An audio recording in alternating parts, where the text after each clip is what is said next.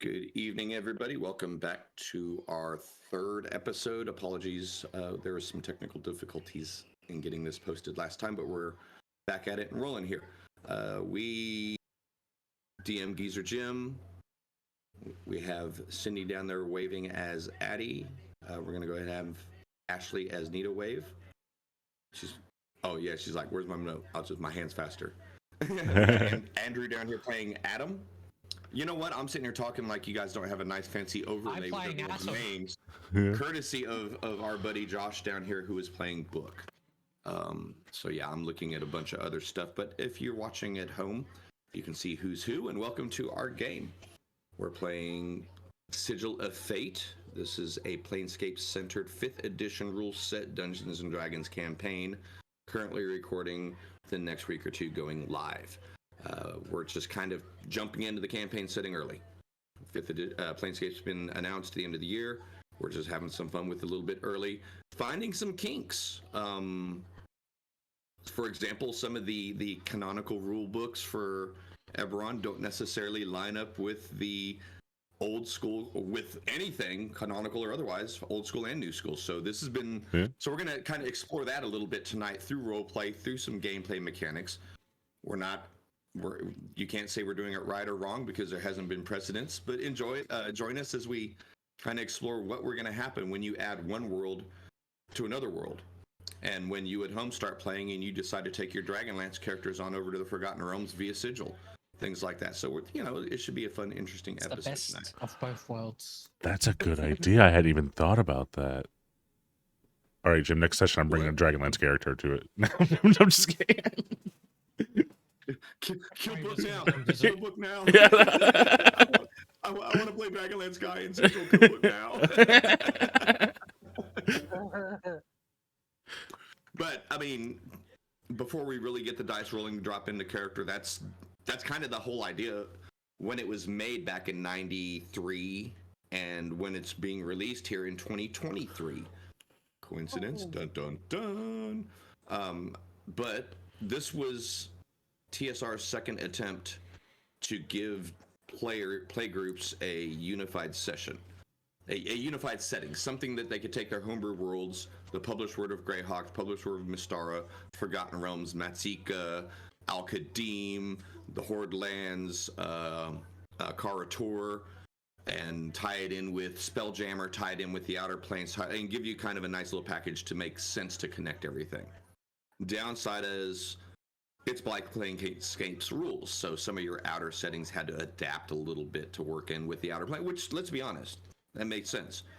It might be the biggest thing on your world, but your world is a grain of sand in the multiverse. Step up to the multiverse's rules or go back to your grain of sand, or die. So that's how it was then. I don't know if that's going to be how hardcore it is now, but so yeah. That's all it is. So it's a fun thing to play with, and we're trying really hard to bring in Eberron-based character classes or character races, into Planescape. And we picked the hardest target because if you know anything about Eberron, you're probably going, that ain't gonna work. You're right. So let's make it work. Anyway. Again, that wasn't even coerced between any of us. We just made the characters. Yeah. I'm telling you, my headcanon is it's a multiverse with an infinite amount of universes, and there's a universe that's just a copy of the Eberron that's not disconnected from everything else. That's my headcanon for it. Well, the whole idea of a rule is there's always an exception that proves the rule exists. So we may use that simple thing. We may build it into something bigger, better later. Maybe this is the fracturing of the little crystal shell that's the crystal sphere that was presented in Spelljammer that protects each world as its own. Maybe Eberron had a super duper thick crust on their crystal sphere, and it's only starting to now show cracks, and the multiverse is bleeding in. It could be that simple if you're playing at home, and it's probably going to be that simple because I just thought of it and it's simple. So let's go.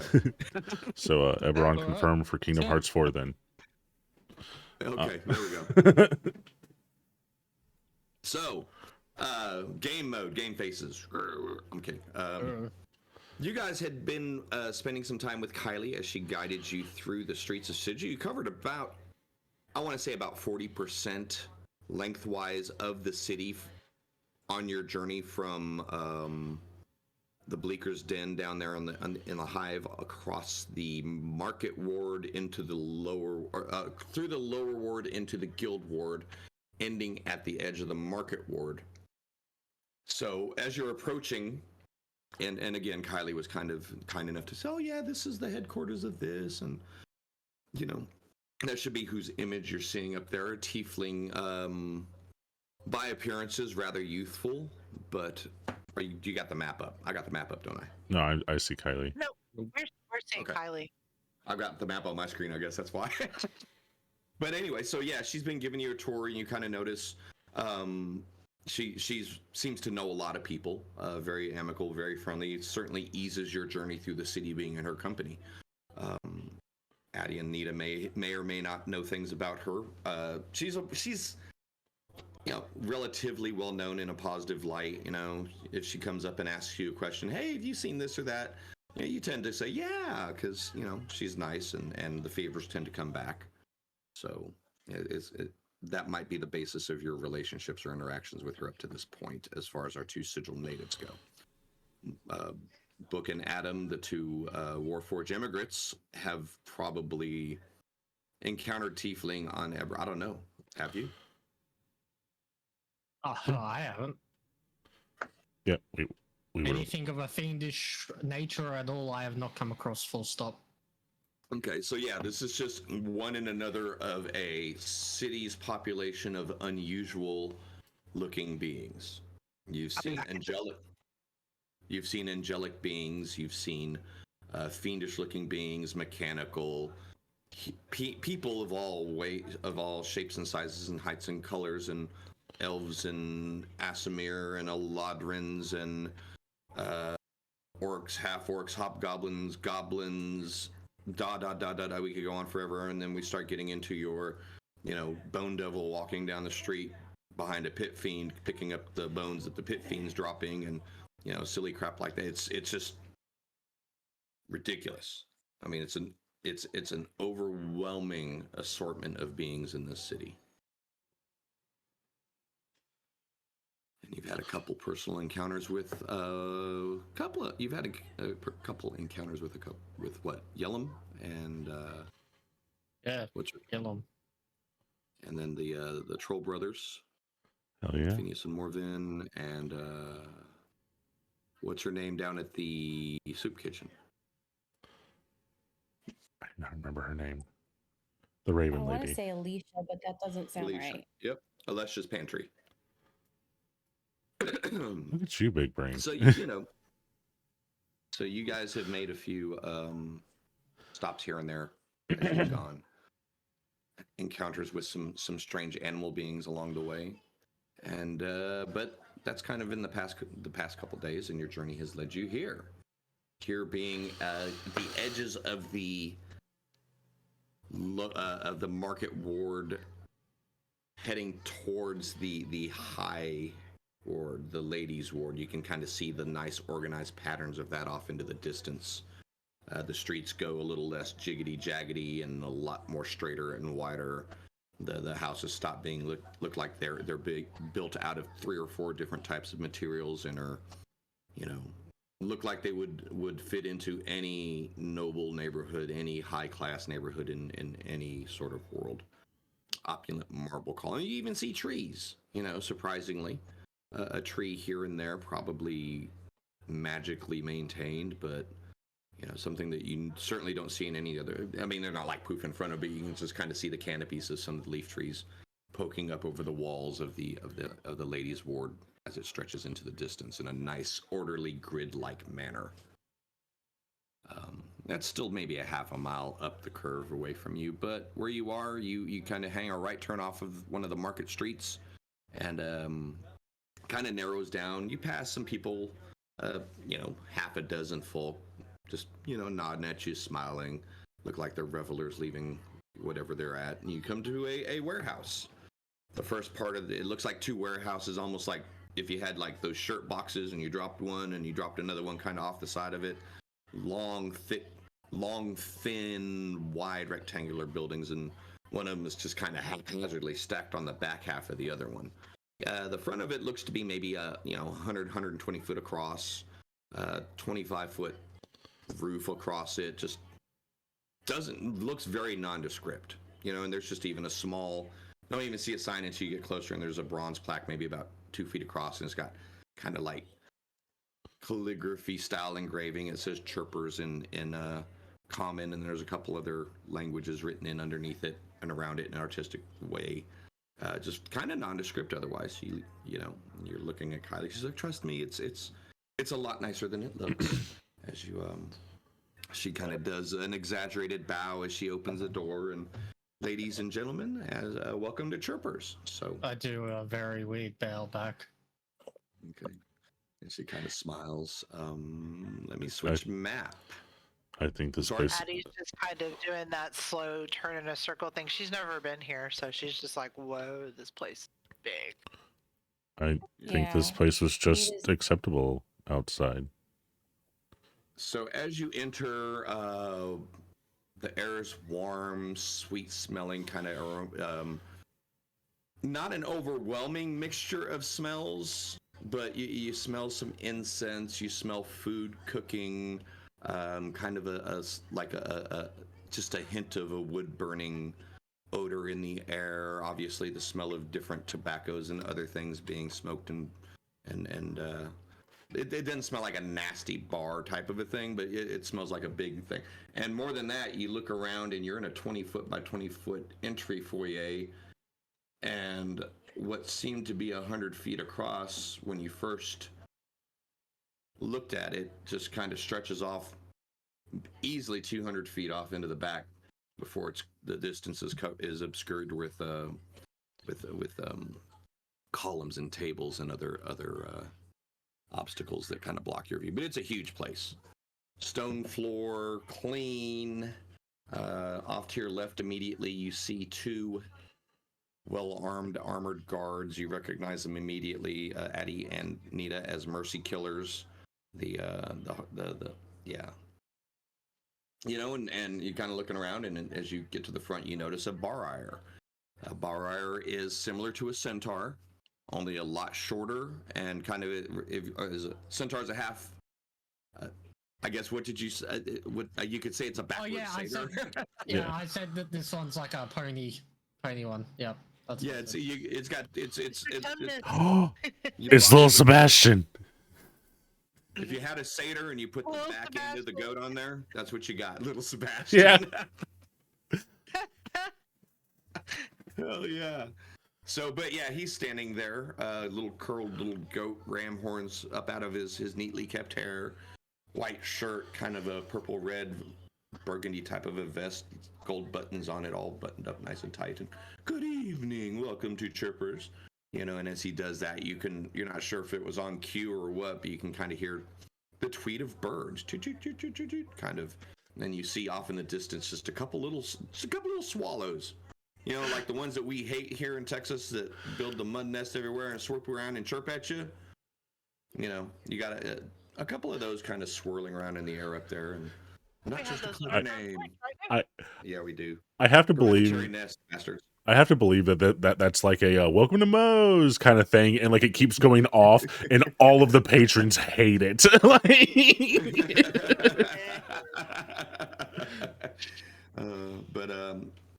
And he kind of table for 5 will it be? And he looks over at Kylie, and Kylie's like, no, I'm just delivering tonight. I believe their actual patron will be meeting them in the dining room. Oh yes, of course. My apologies.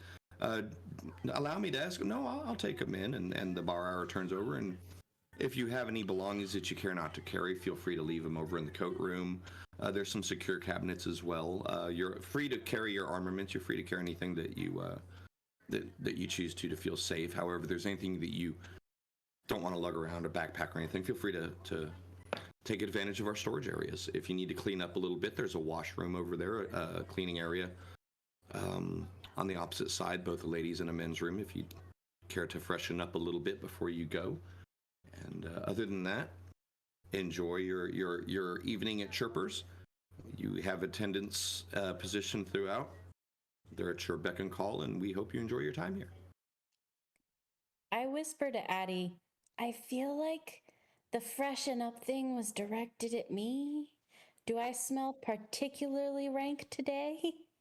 No, I mean, not any worse than you normally do. But I was Okay. looking around. I mean, well, that was not a really nice way to say that, was it? But so, It's the truth, though. well, yeah, it's fine. Yeah, I don't. Doesn't bother me, but you know how people in places like this are. This place feels a little fancier than what we look like. Maybe we should take them up on that. I And wonder Kylie if they gives have you a like wink. She Yeah. says, "It's okay. They're fancy, but they're not pretentious here. They cater to all kinds. The church, the establishment is actually owned by several members of the Free League, the Indips, and she kind of does a little like power to us type thing, and they assure that it's a neutral ground for everyone and anyone, and all of it. They want visitors that come to Sigil to feel safe and to enjoy some of the finer things of the city rather than being looking over your shoulder for a knife the whole time. So if you want to go in there and clean up, go right ahead. If Do they have extra clothes in there? There's a shop up the way if you would like some Chirper's merchandise, I guess. They got some cute little shirts that have a little bird on them, and Yeah. no. Guys, Okay then. What? I have a question. Did What's that guy make a joke? Did he say that these people are at our chirp bacon calls? He said they were at chirp bacon call. That's a joke, I don't correct? know that he meant it like that, but that is a pretty good joke. Like, Oh. if I worked here, I would definitely make that Oh, joke. I thought that's what he was saying. That's funny. So We should you send guys him out on the way out so he can make that joke moving forward. Here's a note for you, bro. Here's your tip. Here's your tip. Get a better joke. So you guys kind of move into the larger establishment, and as you're moving through, Kylie kind of starts pointing out, yeah, they've got the Mercy Killers here, and she kind of gives them a F-you look, and they're like, sawed off, bitch, but they don't do anything here. They're paid to keep the peace. They're not on duty, and they get paid well enough to keep the peace to do it. They'd rather deal with the Mercy Killers because that presents a little bit more of a very quick resolution rather than just the governor's rolling up and the hard heads saying, "What'd you do wrong?" And the Mercy Killers just. But I would consider myself a mercy killer. I misinterpreted the name. I thought they killed people with mercy. That's No. exactly what I thought. Nope. Nope. so as you as you guys have been.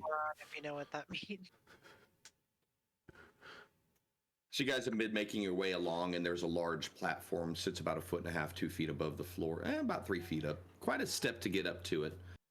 Several tables, benches along. You see a wide variety of peoples enjoying a drink, engaged in chitter chatter. A lone dark elf, just your prototypical brooding white hair, looking at everybody as they walk by as he sips his wine and sets it down.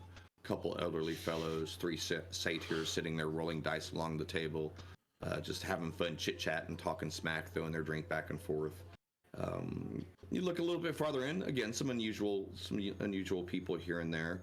As you kind of round the corner, you see a very large figure, probably every bit of 15, maybe 20 foot, about 20 foot tall, standing on the floor, leaning against a table, just chit-chatting like it's a bar. And then there's you notice a barely clothed, winged, wrinkly, scrawny-looking skin, evil-looking eyes, fanged mouth, claws as she reaches out and grabs a goblet, and she's sitting here conversing with this gigantic large thing, and there's a dragonborn sitting next to them. Just everyone, you're seeing all kinds of weird stuff, but they're all just engaged in conversation like just a normal everyday thing. So you've gotten further in. Kylie hangs a right. You guys move a little bit further along the dining area, passing a serving girl or a server as she kind of nods. Welcome to Chirpers. And you see a group of Gith. You're not sure which ones they are, Gith Zerai or Gith Yankee. That's a big thing to know if you get out here. But you always just say Gith first and let them identify themselves from there. Yeah, something Kylie kind of lets you in on as you're walking through, but they sit at the table, drinking, laughing boisterously. Group of orcs talking to another dragonborn and some fancy schmancy man. Kind of wind your way through here, and you come to a table, and sitting at this table is a bear. Oh, He looks like a bear. Yeah. You walk up, and if at first guess the first thing you see, it looks like a bear wearing robes. Spectacles kind of way down its ursine snout, and kind of leaning in, a couple books, inkwell in front of him, sitting on the table, and oh, and A bear that Kylie, reads, hello. writes, and talks. Okay, here we go. And he stands up, and this is about a 10-foot tall freaking bear. Little bit more slender in the hip and the leg area, almost like a morpho. What am I saying? man, bear. Well, you would say kind of the werebear in hybrid form, but not anywhere near as feral. He's It's got a not like real us hunched over. regal. I'm sorry. Like them, but just not as hunched over. Yeah, not all feral looking, just standing upright and and he kind of does a bow and a greetings. My guests for dinner are here, and Gonna eat us? oh heavens no. That's so strange. I had the same thought. Skynet. And he says, "Allow me to introduce myself. I'm Tripicus. Thank you, Kylie, for." Well, you have some humor. That's interesting. Kylie, thank you so much for delivering our guests across the city safely. Your fees were certainly worth it. She says, "I'm always happy to help, and let me know." He says, "Well, I'll be in contact. There's a couple of things I need to resolve. So check back in with me in a couple days." Thank you. And she kind of does a more of a respectful kind of a curtsy as she kind of backs away and says, "Nice meeting you," and just poof. As she goes, you can hear her, "Hi, hon," and she just kind of disappears off into the crowd at the bar, and just kind of out of the corner of her eye, you notice her sitting down at that table with that big gigantic thing and the other two things, and she starts chit-chatting with the trio for a brief moment, and Tripicus is motioning at the table, please, have a seat. I whisper to Addie, "Oh, it must be Thursday. We talk to bears on Thursdays." Yeah, Oh. I mean, why not? That's an Not the interesting weirdest tradition. thing I've ever talked to, for sure. I sit down. That's fair. You have that many notice I bear didn't people put that on you can have this occasion every Thursday? We'll teach you more about sarcasm later. Maybe you can make like a So, sign, like a sarc mark of some kind. That could help me. Right. Yeah, we can probably make. So, Tripicus, it's nice to meet you. My name is Addie, and this is Anita, and we both live here. We've lived here our whole lives. And then these two gentlemen are Adam and Book, and we just met them yesterday. And it's wonderful to meet the four of you. This is an honor indeed. And you see him kind of shuffling his papers together, and he grabs one book with his left hand, another book with his right hand, and he's not breaking eye. Yeah, I consider myself quite a local, or the resident expert on the prime material planes. But what can you be an expert on if something exists through infinity? Am I right? But nonetheless, I love taking the opportunity to meet with and interview primes as they arrive in Sigil. You can only learn so much through a book, and when you're an eternal being, you might be a little bit biased when you go visit these kind of places, and they don't necessarily like your kind in some places. So I rely on the peoples that come from these worlds to give me as much of the truth as I can. So I was really hoping to pay for your night's entertainment and dinner, and of course compensate you for your time if you'd just be willing to sit down. And the whole time he's talking and giving you this whole, let me borrow your time for 5 minutes thing, you notice that he's put away the books into his bag. He's got his right arm is reaching around behind him. He's not even broken eye contact with you, and he pulls out 2 more books, sets them in front of him, and he kind of going through and opening them up. In one hand, his left hand, he goes back a couple pages. His right hand, he goes forward a couple pages, just talking the whole time. Gets an inkwell in front of him, dips it in each, so with his right hand, you start notice he kind of starts immediately scribbling with both hands, and he kind of glances back over. So Addie and Nita, you're residents of Sigil, and we have Adam and Book, and you're residents of. You're new to the cage. I mean, horrible way to represent our city. You're new to Sigil, the city of doors, are you not? Correct. Writing Okay. with both of his hands. They fell in the trash. He is ambidextrous.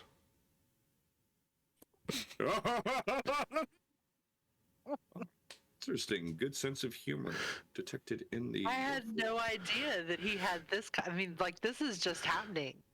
I mean, I know we just met them yesterday, but like he woke up with jokes today. It's great. This will be wonderful. A lot of times it's bravado and braggatry. Other times it's defensiveness and cryptic answers. It's like, I mean, I'm gonna find out eventually. I'm gonna live 1,000,000 of your lifetimes, so you can tell me your version and I'll put your name next to it. Or in 1,000 years, someone else will tell me their version and I'll put their name next to it. It matters not to me. Wait. So You know how long our lifetimes are? Hypothetically speaking, no. I mean, you're kind of unusual. Does anyone have a past? You're kind of unusual. 14s. I have a 16. No, I am a 13. 10. So, as he's leaned in, and you kind of notice when you first came in, there's a slender, bluish skinned, bald-headed, very finely detailed, almost a scary, like very slender person sitting up at the table. The middle section of this bar of the restaurant, beautiful white marble floors, hardwood tables, nice chairs that all line. Everything in here is just very top of the line. You notice an elevated platform in the middle, a raised dais, if you were, with white marble tables against a black marble floor. Even fancier chairs, but just one person sitting there. So those of you with a passive, I mean, you noticed her when you came in, but now you notice there's been a little skull that's kind of floated in ever so slowly as you guys sat down and started conversing. Initially, you weren't sure what you were seeing. You see all kinds of weird crap, but it's definitely been looking at you. But Nita and I would know who she is, right? Like, Would you recognize Kata? Yeah, she's the head of the Dustmen, right? The Dustmen faction. Yeah. Yep. Okay. So where is she in relation to the bear? Like, is she behind him, or how would I notice her?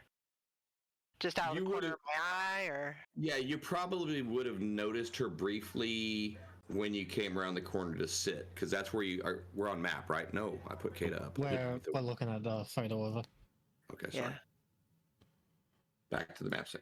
So you probably would have noticed her sitting up here all nice and alone when you came around the corner to here. And you would have noticed her and her little mimmer sitting there. But since then, her skull, I would say, is right about there on the map. Yeah, so I'm just kind of looking out of the corner of my eye, like, how you shift your eye, like, to the side and then go back to the person, and you just like I can't help it. I keep shifting my eyes over to the little skull, and I look at Anita and I'm like, oh my gosh, like, you sitting over there? I know. I'm a little worried. If they knew that I make zombies, they might not be very nice to me. Oh, don't say that loud. I don't know what kind of hearing she has. And yeah, instantly Tripicus is like, he heard every word that you're saying, and he wrote down everything. But as he hears what he notices you're looking away, and he looks back over his shoulder, and oh, it's okay. Just, I assure you, everything is held in the highest confidence. They have to challenge me for any of my sources. I promise you. And he kind of turns over and he sees a little skull floating there. And now that it's closer, it's not like a real skull. It's like if you took a shrunken head and then turned it into a skull type size. Big old bulgy looking kind of crystallized eyes. The few strands of hair that are there. Let me switch back over to the art now that we've repositioned. Art credit goes to Tony DiTerlizzi. He is the art designer he was the primary artist for the majority of Planescape art back in the day, and I believe he'll be running the 5th edition art direction as well. So very unique style, just to kind of differentiate it from your Cronin and your Elmore and all that kind of stuff that was big in the 80s and 90s, just to make Planescape sound. Love the style. But yes, that is Kata, and that is her little mimmer. Yeah. And that thing's floated about 10 feet away from you at this point. Tripicus takes note of it and kind of stands up and, 1 second. Kata? A weird looking bat? Can we help you tonight? No, not at all. She just says nonchalantly, not even looking at him. Just taking a long, snobby, like elegant drink out of a long champagne or a wine flute of some sort and sets it back down. Just enjoying the ambiance and the doing a little people watching, shall we say? Oh, my eyes get really wide. People doesn't want to be watched. We are not people. Well, it's always nice to see you, as to you. Oh heck.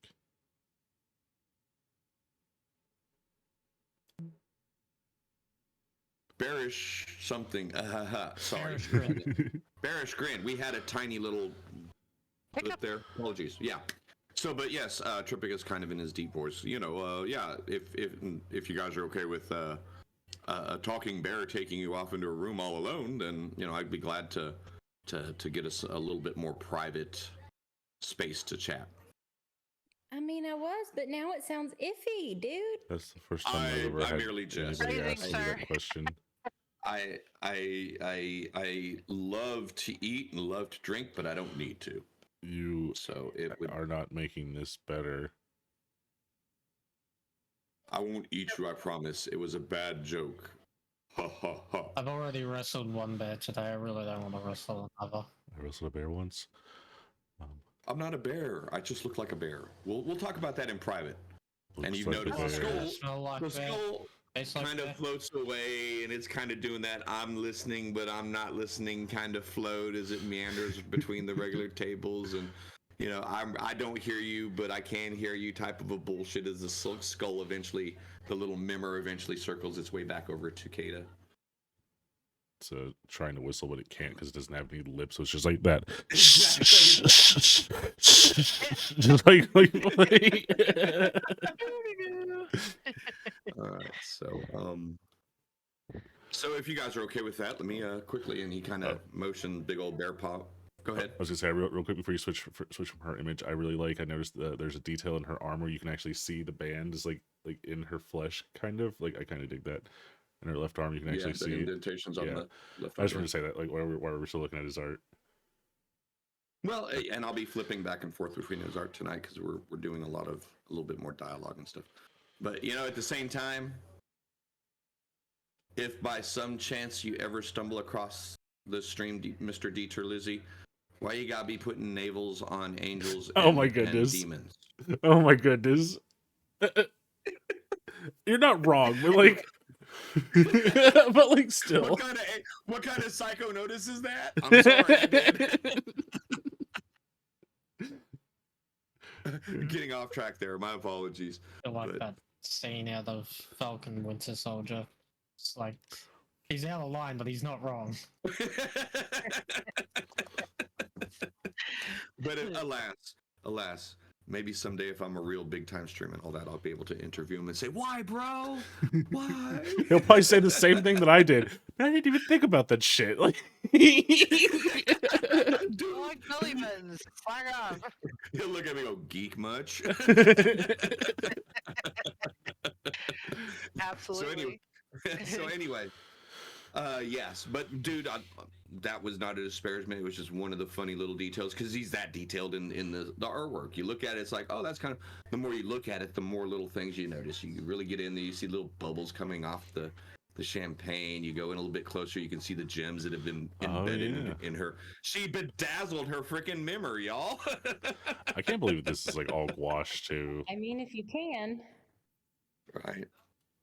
But anyway, enough about his art. Back to our game. So, Tripicus, makes a motion, rises up his large bulk, and as he's doing this, he's just like flawlessly putting all of his supplies back together. And are there any private rooms open tonight? Yes, sir. Of course. We have. Well, yes, they are. In fact, okay. I'd like to move our party in there if you don't mind tonight. And immediately, and a couple guys come out with trays and gather up.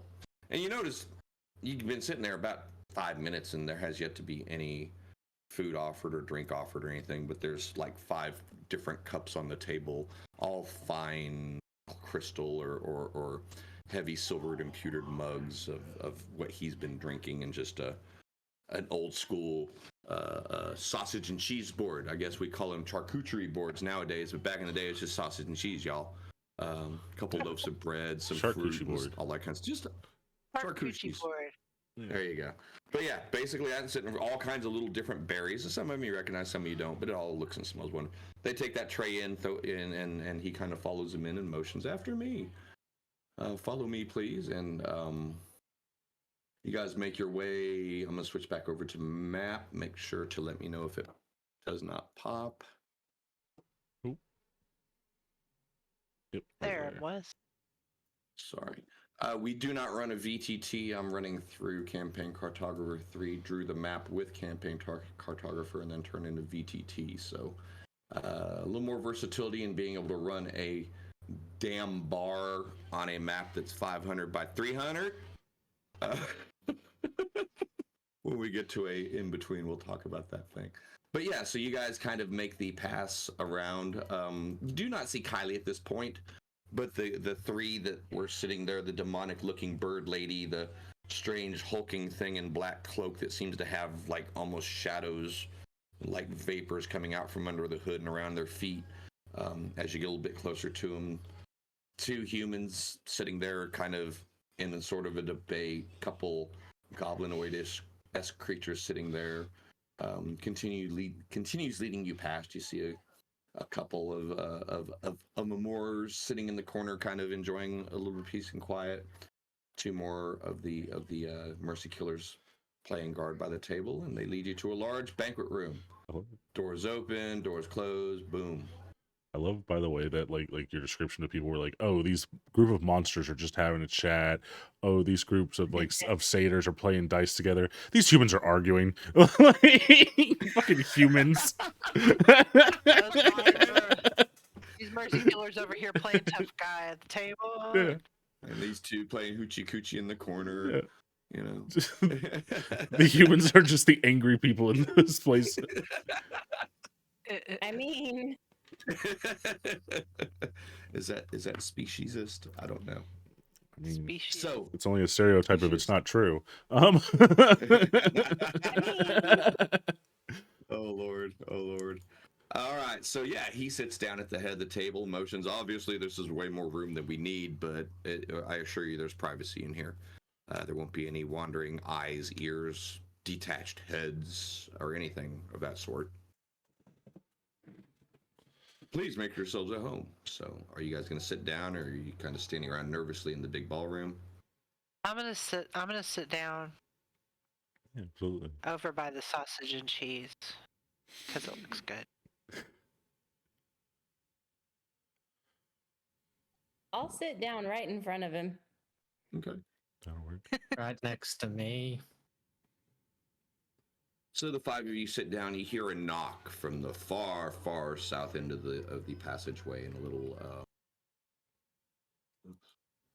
Servant comes through this door. As you notice, the top door has got a nice heavy metal bar across it on the inside, so the door's fully been locked on the inside. Servant comes through. Just coming in to take any dinner orders. Does anyone have any preferences for the meal tonight? Something nice and fun. Something nice and fun. What? I've never been here. This What is do you? my first meal ever. Well, would you just like the and Tripka says just give him the house special. When I We'll have get a cheese plate coming in. Do you guys like cheese? I love cheese. got to Yeah. find out. No opinion. Alrighty. And the waiter goes in and says, "We have a lovely selection on our cheese platter tonight. It's Krigali and black cheese. Something called Warrior's cheese has been brewed in from some of the imported Outlander wheat from the honey to give it a little bit more of a sweet bite. Bitopia red. It's been fermented in some of the finest wine brewed on Bitopia. Tiefling's Delight if you like something a little bit spicier on the outside of stuff. They say the peppers were harvested from the nettle field itself. Gives it a little bit more kick, if you will. These nettle peppers? If you're into it. That's fucked. Okay. We'll do an out of character here in a second. Okay. Does all that sound lovely? Of course. Bring us the selection and some an assortment of breads. Meat, or do you guys like meat? Need meat? Want meat? Druids, yes meat, no meat, maybe? I'm a no meat druid. And he looks over at Addie. Meat, no meat? Do you have meat that's not meat? I don't. Maybe I don't. they can eat that. I don't hate meat, so I don't know if that makes me a bad druid. Not I at don't. all. I don't like to kill the meat, but I'll eat it if somebody else kills it. I will, and Tripka's kind of, could you bring in the cured platter? Of course. This will be all sausages and hams and deep fried pork bellies and all kinds of wonderful salty savory meats will be at our selection here. And just stuff to help yourself and try it all out. See what you like, see what you don't. We'll bring in some more fruit for our non-meat eaters as well. Would you? Yes, sir. Yes, sir. Servant runs off and door in the corner closes and he resumes and you notice halfway through his conversation he was starting to pull out all the books again and yeah, you guys had to high enough perception and you notice, I mean, just he seems to, without even breaking eye contact, breaking conversation, gets right back to the place where he was in each book, picks up his pens, he's dipping them, and his hands just drop right back to where he left off. You know. So anyway, before we were rudely interrupted, eavesdropped, I guess you could say. Let's go ahead and I've got your names. I've got residents in the if I'm correct, you're where are you in the hive, ladies? The fence. The fens, yes, okay. They do have some of the nicer. They work so hard to get good fruit and stuff, but their flowers are lovely. You know, your finer works are in the garden here. But anyway, I digress. And you two gentlemen of Warforged, if my information serves me, descent, fresh arrivals from Eberron? Have to be, but it's impossible. Any kind of... Ladies, I do apologize. I don't want to make it under false pretenses. I have heard about your type as well as their type, but it just seemed more than coincidence to have both of you available at one time. What My type? type? So, What type is that? What do you mean? We're just. Are you not aware of your people? I mean, I'm druids? just a human, I think. No? I thought Oh they no. were elves. Oh no, am I not human? Oh no. Oh no. Oh no! Here. Have the rest of my fruit for a second. And he's kind of, you notice he starts screwing furiously with his right hand, which is his strewed hand. Left hand hasn't moved for a second as he's talking to you guys, but switches back over. So I'm leaning over conspicuously trying to see what he's writing. and he notices it says A and AD and AN, unaware, question, possible confusion of birthplace related to orphan's situation is basically what his most recent line was written in. I just Okay. say. But well, perfect hold on. Do you speak or read Celestial? Yes, Yep. I do. Then you read what I said. Otherwise, it was just this. Do you guys read Celestial? Either of you, Warforged? Primordial. No. Okay. Goblin. Common. Common, Okay, so Elvish, yeah, it's Gnomish, just- Goblin. So it's just all scribbled down into to you guys. The book on the left is just, both books are just, you don't recognize language. You're writing in some unusual, strange script of some sort. But I take a mental note of what he's doing, but I'm not going to interrupt him. Go ahead and do it. So, you know. Okay, so Okay. you just kind of, and you both have been here in Sigil your whole lives, correct? Which Yes. is Yeah. 18 to 24 years, or longer or shorter. Thereabouts. Okay. Yeah. Good assumption. 22. Okay. Purple Oh. pickled petunia. Activate the So Winter he Soldier just kind of program. puts the notes down with it. So he kind of looks. When did you your recent arrivals in the city?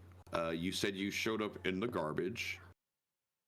Yeah. Did you not come through a portal of your own choosing or making from Eberron? No. No. And he kind of leans back, and you see him put both of his pens in the inkwell, and his left arm digs around as he kind of got his long bare chin, kind of doing the if he had a beard type of a thing, he would be doing that. And he brings out a little box and kind of packs in a pipe. And so, how did you get here? We fell. In the trash. Well, Yeah.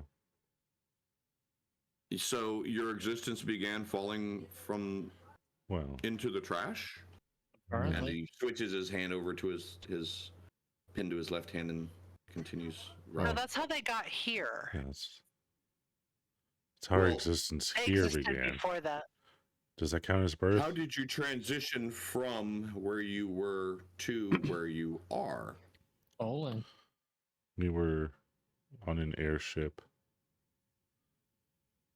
traveling to Thrain, and some purple cloud hit our ship, and then we fell out of the sky. That's what happened. Hmm. We didn't make the cloud. We don't know where it came from. It just appeared. Fascinating. The ship started to disappear.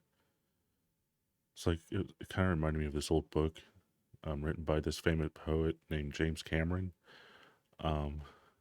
where there's the ship split in half. It was horrible.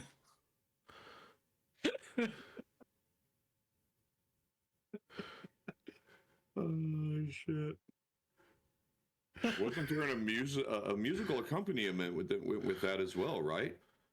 Oh, A strange, almost alien-like necked figure sang a song, if I remember that poem. Is that the one with the blue people?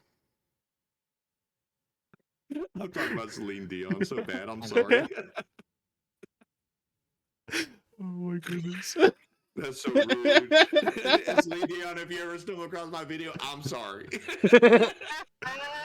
Oh my goodness. Oh. No, but Josh started it. He started it. But know that your movie, James Cameron, and your song, Celine Dion, exists through the Planescape multiverse. Yeah. So anyway, so yeah, he's been furiously taking notes with his left hand while he's kind of puffing on his pipe, and so it's just pure accidental. There was no combat involved. You weren't in any stressful situation. Nothing pursuing you. Just simply using the strange magical powered vessel to fly through the sky, and then poof. Yes. Okay. I'm gonna look at Adam and be like, "We weren't doing anything violent, right? Right? Not at that time, no. Okay, no. Okay. So he looks back over at Addie and down the table or across the table at Nita and kind of off to his right at Addie and says,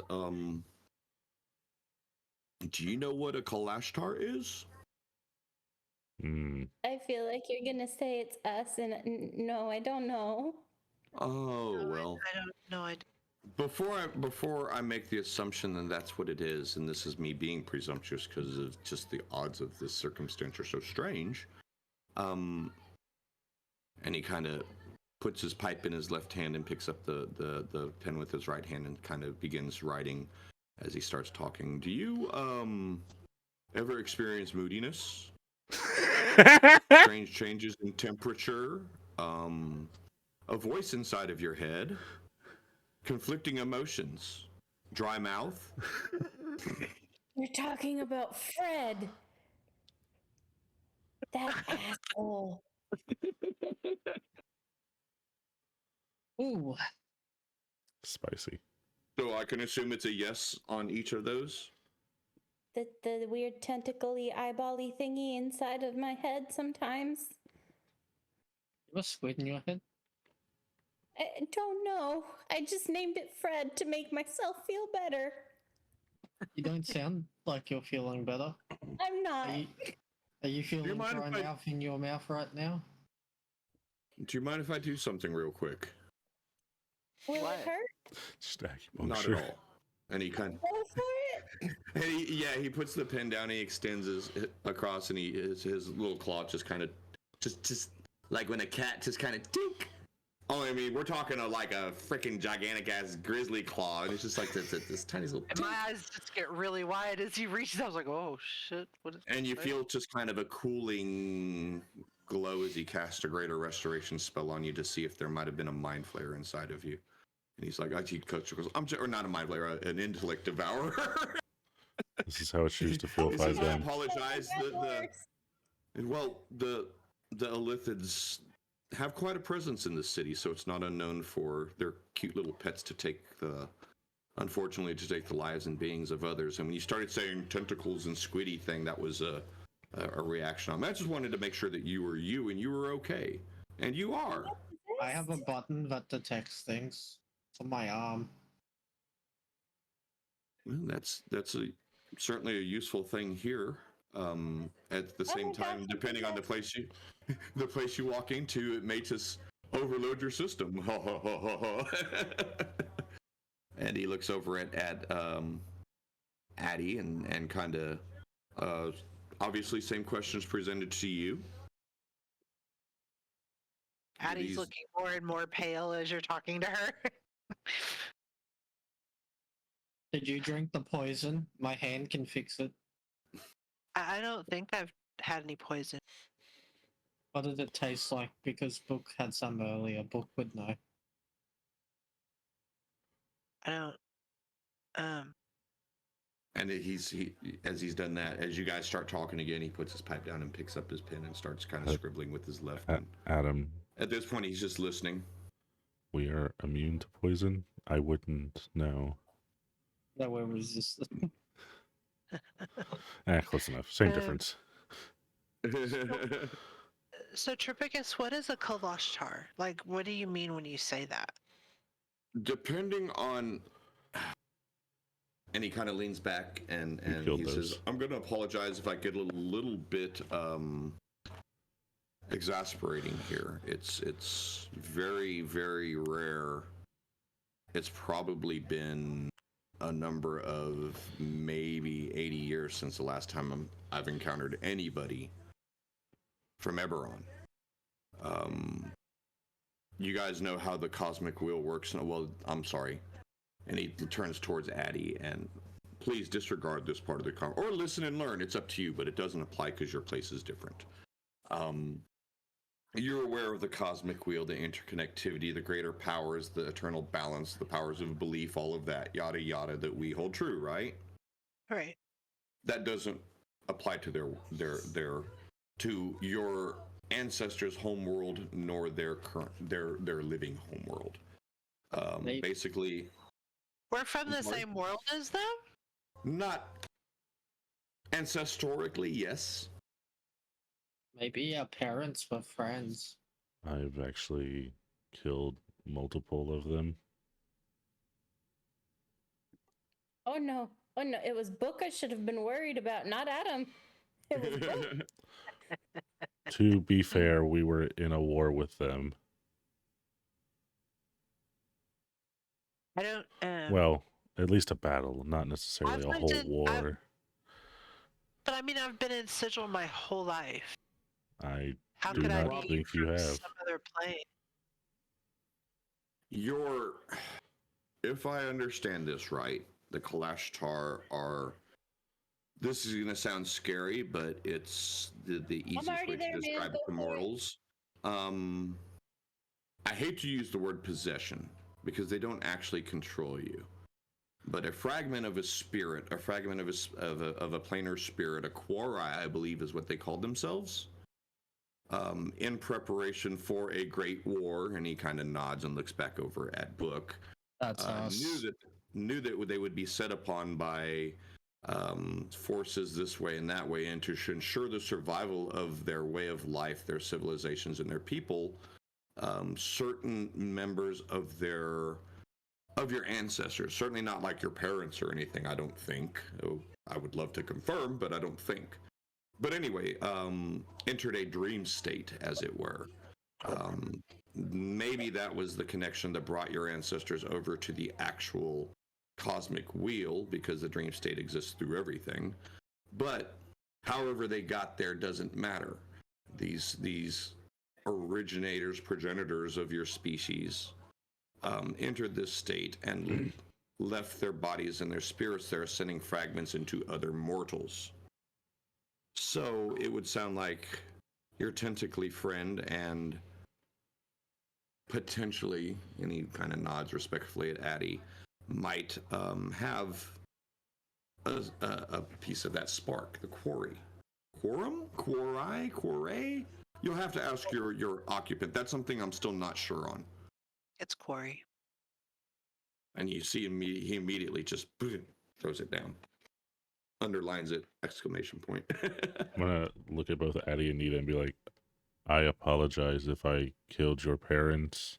I would not have done that if I knew you at the time, or if I could have picked them out from any other random people. I appreciate that, I think. I doubt very seriously you killed my parents. I don't know. We killed a lot. But I didn't mean, know them, so it doesn't matter. Yeah.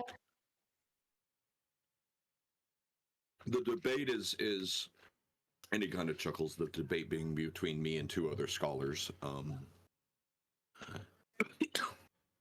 is that the Kalashtar aren't necessarily, this is my belief. I'm sure I'll be proven wrong, and if not, then fact is fact. But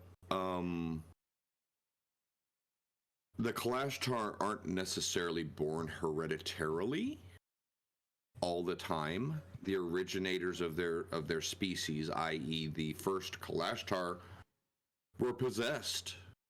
So whether that spark be passed down from father to son, mother to daughter, or if the Quori select a new being each time, it remains to be seen. That would be something I would love to find out from you ladies. And you hear a knock at the back door. Come in, you know. Patty absolutely jumps like, So does Nita, and like the spore cloud with the nasty smell just kind of poof. Almost in You made me reaction to that, Trident is up. Just pointing in that general direction where that sound came from. Okay. People are jumping up. That scared the shit out of Adam. And so you guys notice three servants kind of come through the door and immediately stop as soon as they. Oh, it's okay. Scary story. And he gives you guys a wink, and the three of them come in, and each of them's got big old platters, like they're like carrying them kind of like that, and they slide them on the table and kind of bow and depart the room. And you see a platter in front of you that's got, oh man, like black cheese and red cheese and striped cheese and fuzzy cheese and pointy cheese and like 8 or 9 different cheeses, big block of each kind with some thin slices off on it, a couple knives on the tray. The next one's probably 10 or 12 different sausages and slabs of salted and cured and smoked meats. And then there's a big tray full of raspberries, blackberries, blueberries, grapes, boysenberries, all the normal human berries, and then probably some berries that we don't even really can't describe. But it's 50 pounds of berry fruits, just kind of all heaped up with crackers and bread around everything. God, that sounds good for real life. Yeah, can I have one of those? Can we make one? I used to get accused of that, man. You always make me hungry when we play, dude. Out of character, legit though, if we are able to do the broken bow thing, we should totally like make food like Jim has been describing this whole time. Do I have to cook? It's a whole D&D book, the Hero Feast book, and it has all Got it of somewhere the over there. stuff to make it, and I'm so. We've got a copy. Same. That's what Yeah, I'm they saying. It's have a like copy. over there on my Y'all bar can somewhere. cook then.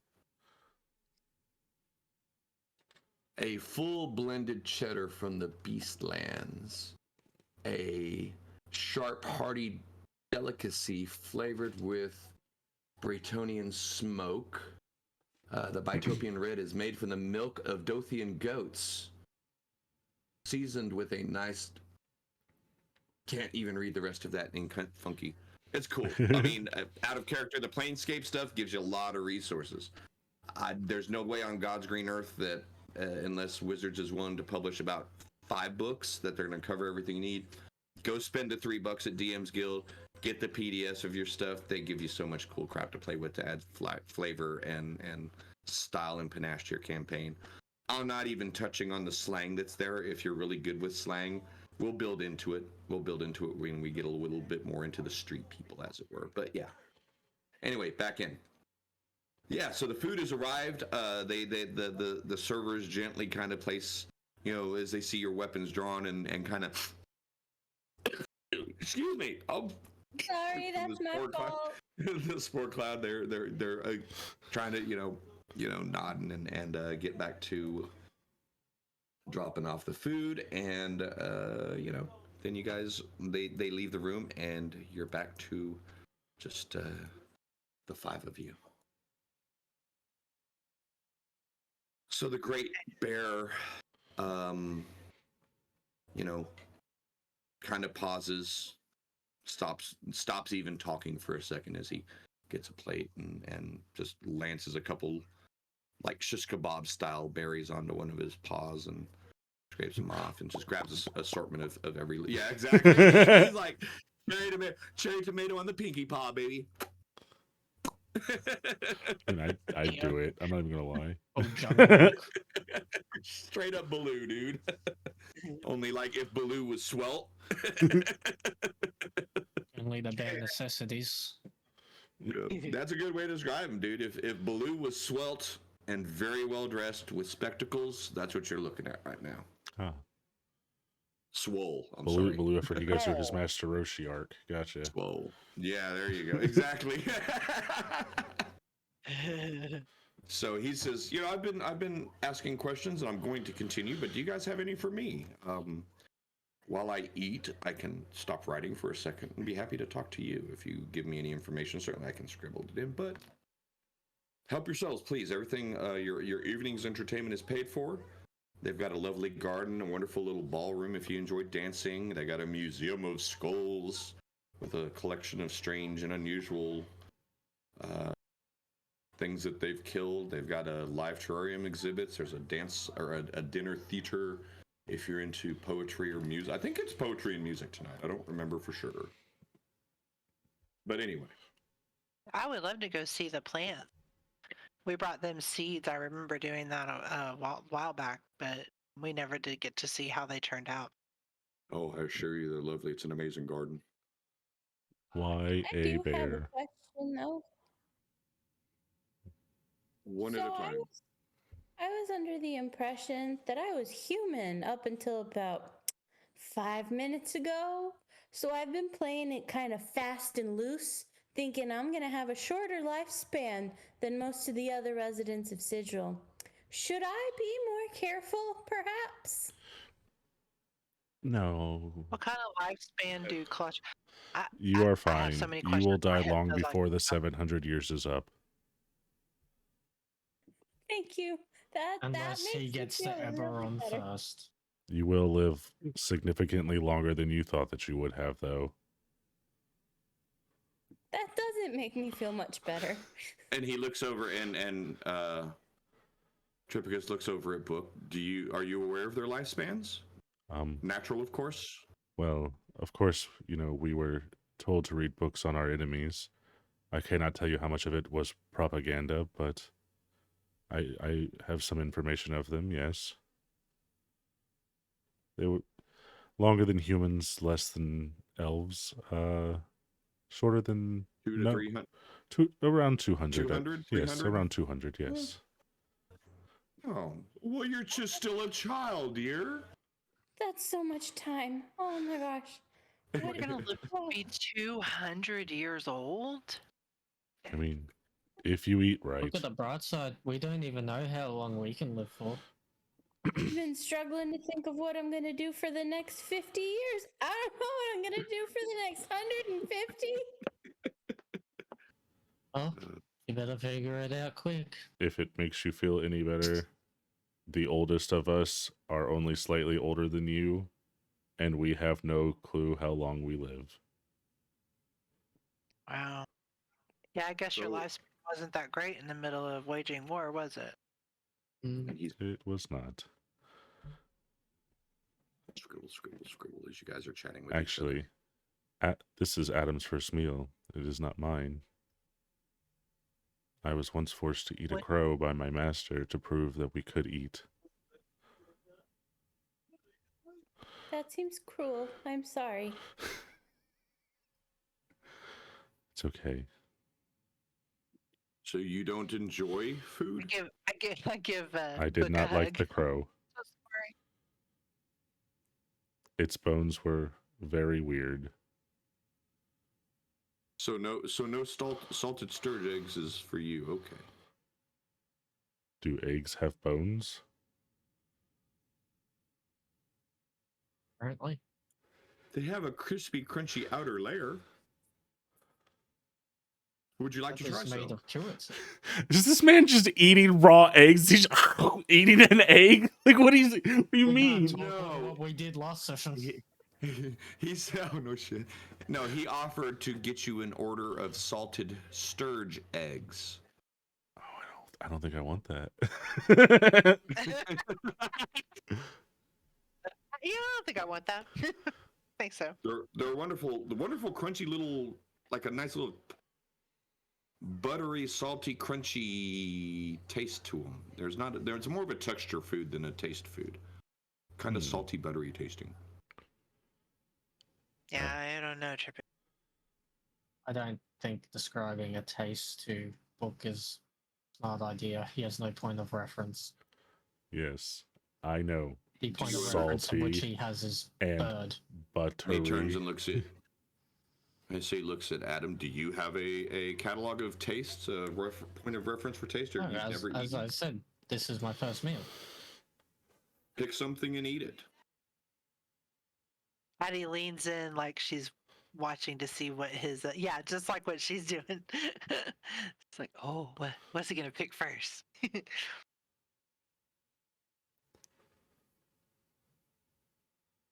so much to choose from. I hand you a piece of sausage.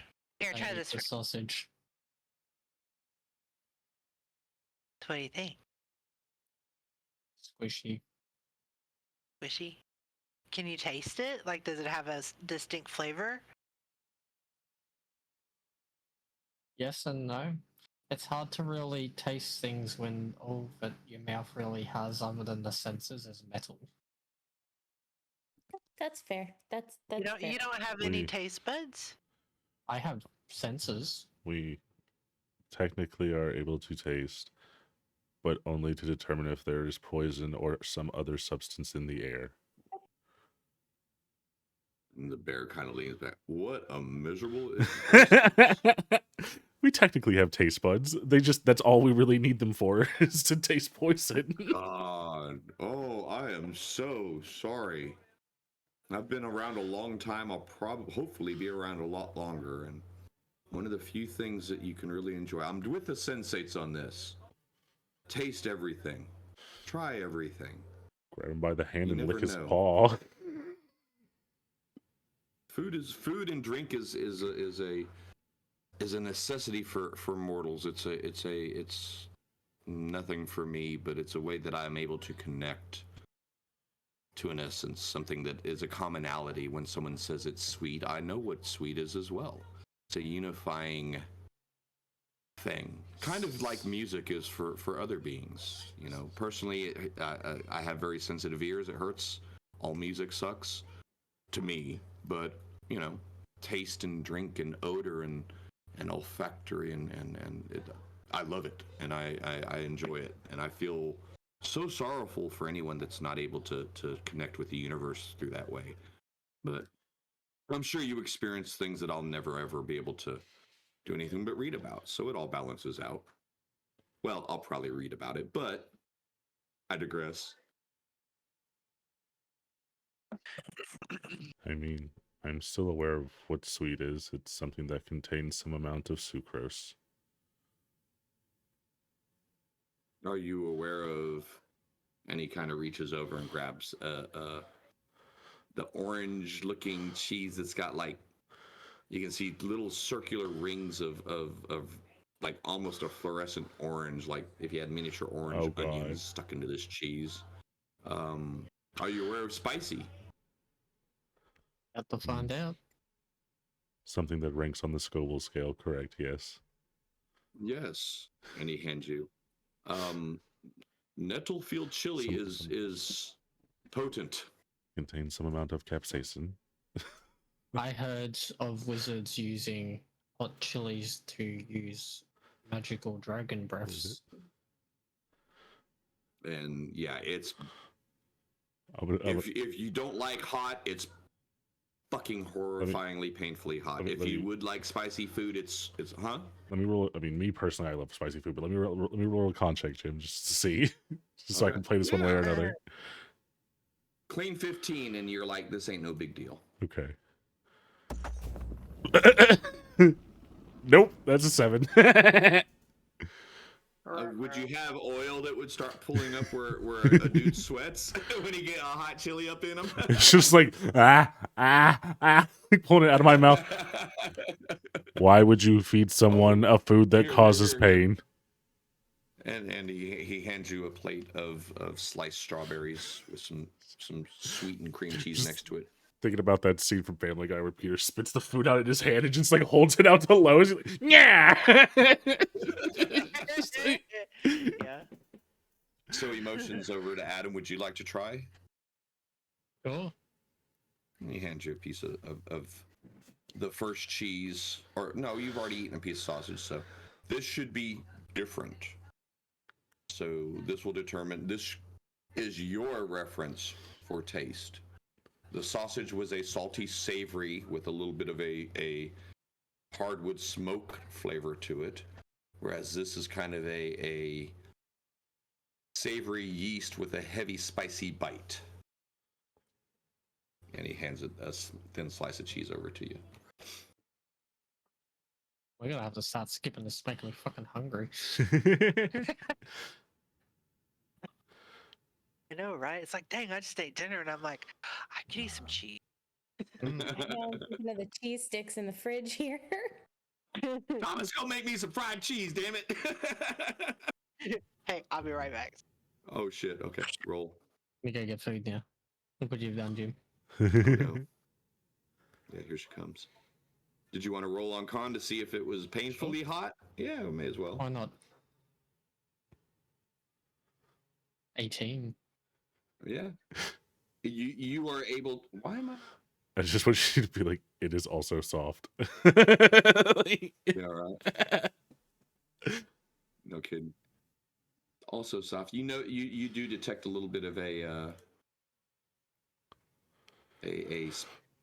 difference in the taste, a difference in the. Ooh, those are too loud. I don't like those stupid dice. Certainly the texture's different, whereas the sausage was soft but firm. This is soft and pasty. Tastes like cheese. There's a bite to it. You notice initially like a prickle, and then it kind of fades away like spicy. So however Adam wants to interpret that or not, there is definitely a difference between the two foods.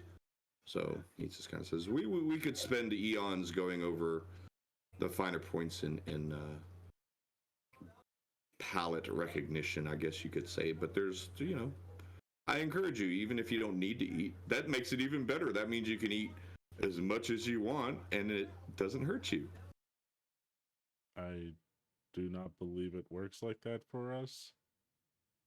We are not infinite on the inside. Wait, Adam, are Bummer. we? I digress. I've gotten way off track. We're enjoying a fine meal and all of that. So, how's Eberron like this time of year? What time of year is it? I don't know what time of year it is, Jim. Well, he's asking that for you in reference because when did you guys come over? We never really discussed that. Well, Make a decision, Josh. well, I mean, You can I guess Yeah, technically, just- since we're from the Mornland originally, it's ashy There is this no time. season. I was about to say it's ashy this time of year. It's the ash. Some places. So you resided in the Mornland, in the dead portion, the dead heart of the continent. Yes. That is the one place Sounds that our accurate. kind is free to do what we wish.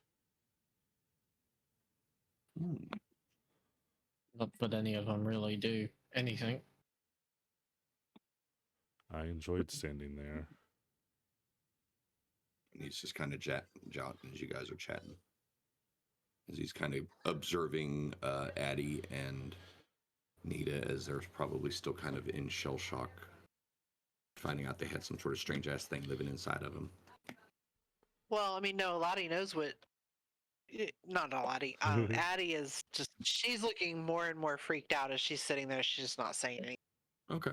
She's like she was briefly like distracted by them trying food, but now she's back to like looking kind of pale and sweaty. And yeah, are you okay? I'm actually very frightened, and I don't really know. I don't think that the quarry came to me in the way that you said it did. I think that I don't think it's an ancestor thing. Okay. But I'm scared because I'm not really supposed to talk about it because it would put me in danger. I was told specifically don't talk about it to anyone, and I'm definitely not supposed to tell anybody her name. Well, no need to put you in any sort of danger. If certainly any information extracted against someone's will is not really worth its value. So I don't want to put you in danger. I don't want to compel you to tell me anything. Obviously, I certainly want truth whenever I can. Everything I know is based on being told, recording it. I am not of you. There's many beings throughout the multiverse that are similar to your being, as it were, if not quite the same. You see, as we were talking earlier, Eberron, as a world, has detached itself from the great cosmic wheel. Its powers... Correct. We are not part of a wheel. For whatever.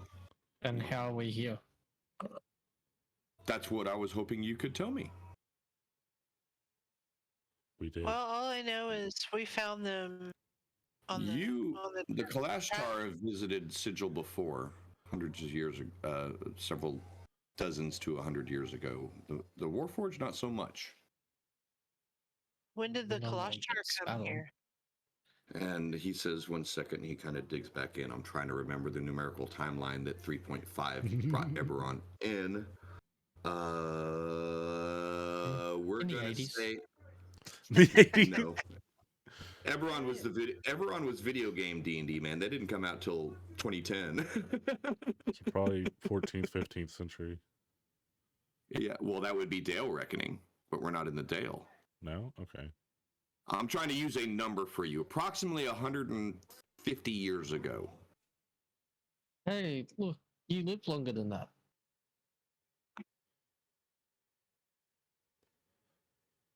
Yay! It is appearing to be It good was well signs that over I'm a not century, putting maybe a appearance. century and a half ago since the last record of any significant Kalashtar person in the city other than just the odd visit. There may or may not have been some that have been in the city who assume not after the powers of Eberron closed off their realm to the remainder of the universe. The multiverse, excuse me. Ooh. Is it possible So that is we there fell a- through a wormhole back in time to a point where we weren't connected and that's how we got here? I don't know how purple clouds work, so I was sincerely looking forward to this interview to find that exact thing out. It could be, as the cosmos is wont to do, the exception that proves the rule. It could be a weakening of the powers of Eberron. It could be an incursion of other powers that are much more of other forces that are far more powerful than those that control Eberron. It could be a change in the astral sea. It could be a change in the ethereal sea. It could be millions of things. I was hoping, as those that came through, you could maybe help me pin one of a multitude of possibilities down.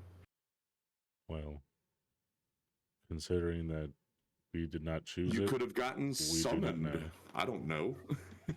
By someone's familiar. Do I know someone here? I don't know. That was why I We was do asking. now. Oh, correct, we do. I wave at both of them. Maybe Yellum brought us here. Well, it reminds me of the world of Kryn. Yellow. And he stops when you say that, and he kind of looks at you a little strange. Similar to yours, a world that was young, vibrant, connected with faith, connected with magic, solemn in their beliefs, so on and so forth, and gained great power, gained great technology, machinery, even flight through sheer machinery. The gnomes of that world were astounding, and then harnessing magic upon that. The gods were the powers of Kryn were generous to their patrons and elevated them to the point where they challenged the powers themselves. And there was a point in history where the powers of Kryn said, "Okay, y'all are badasses, do it yourself." Turned off all of their stuff, and it was enough of an issue to where none of the other powers interfered with Kryn for thousands of years after the cataclysm. So an entire world that became dependent on its own knowledge was abandoned by its powers and fell to ruin. Maybe that's happening in Eberron. We don't know. Maybe it's powers being jealous. You know, there's a world full of possible petitioners that you've cut off from the rest of us. This means war. And the powers of Eberron are about to be eliminated by the other 9,243 billion powers of the universe. Who knows? That's unfortunate. Oh. It could be again. It could be multitude. I'm merely speculating as a scholarly Cardinal is wont to do. Well, you've given me a lot to think about today. I have so many questions. Well, ask, please. You're sharing with me. I'll be happy to share with you what I can and what I know. But again, I caution you that the information that I share is only based on that I've learned from other mortals. Well, I guess I'm scared because I don't know if it's safe to talk about it. But I mean, I guess up until now I never really thought about it. But I mean, I guess Are you? Well, go ahead, please. well, I guess what I meant by I don't know if it's safe to talk because, uh, well, how secure is this room? It's safe to talk. I'll smite someone if they try and hurt you. And he says, I paid 150 gold for this room. It's protected from scrying. It's protected from anyone actually walking in, and I can see through multiple spectrums, so there's no way anyone invisible can come in here as well. Okay, all right, but you have to promise. I would ask you not to write. I would ask, how about we do this? If this is important to your quarry, I want your story, but I don't want you to feel endangered. I don't want you to feel scared. I want you to share with me from an objective, truthful point of view. So if you speak to your quarry, as I assume you do, ask them. And if you feel it's okay, you can. Are you familiar with Kesto Bright Eyes' shop? Yes. Down on Forgotten Lane? Yes. Closer to your side of town, actually. Leave a message for me there, and I can find you. But if you want to share with me now, I am all. And he puts his pen down and kind of clasps his big bare paws. I'm all ears. And I promise you, I won't write it down. We have two. We can see I you. can Why would you share. lie? I'm gonna take you up on that offer, and I'm going to, I'm gonna make sure it's okay, because it's not just me that would be in danger. So, I think it's only fair to ask. And he looks over at go ahead, Nita. I can share what I know. It's not a lot. Fred has been with me the whole time. I don't remember a day without Fred. And he won't talk. At least not that I can hear or understand in the weird dream world. I'm not gonna lie, sometimes I thought I was just tripping on some of my own mushrooms.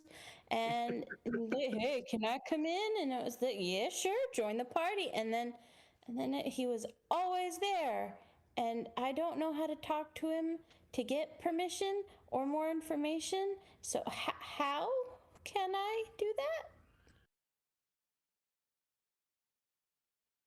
Well, I think that might be part of the difficulty that you're having with both of you, whether it be you not understanding how yours is communicating as he motions towards Nita, or yours being in fear of being detected, because just as these two now are, you are actually cut off from your native realm.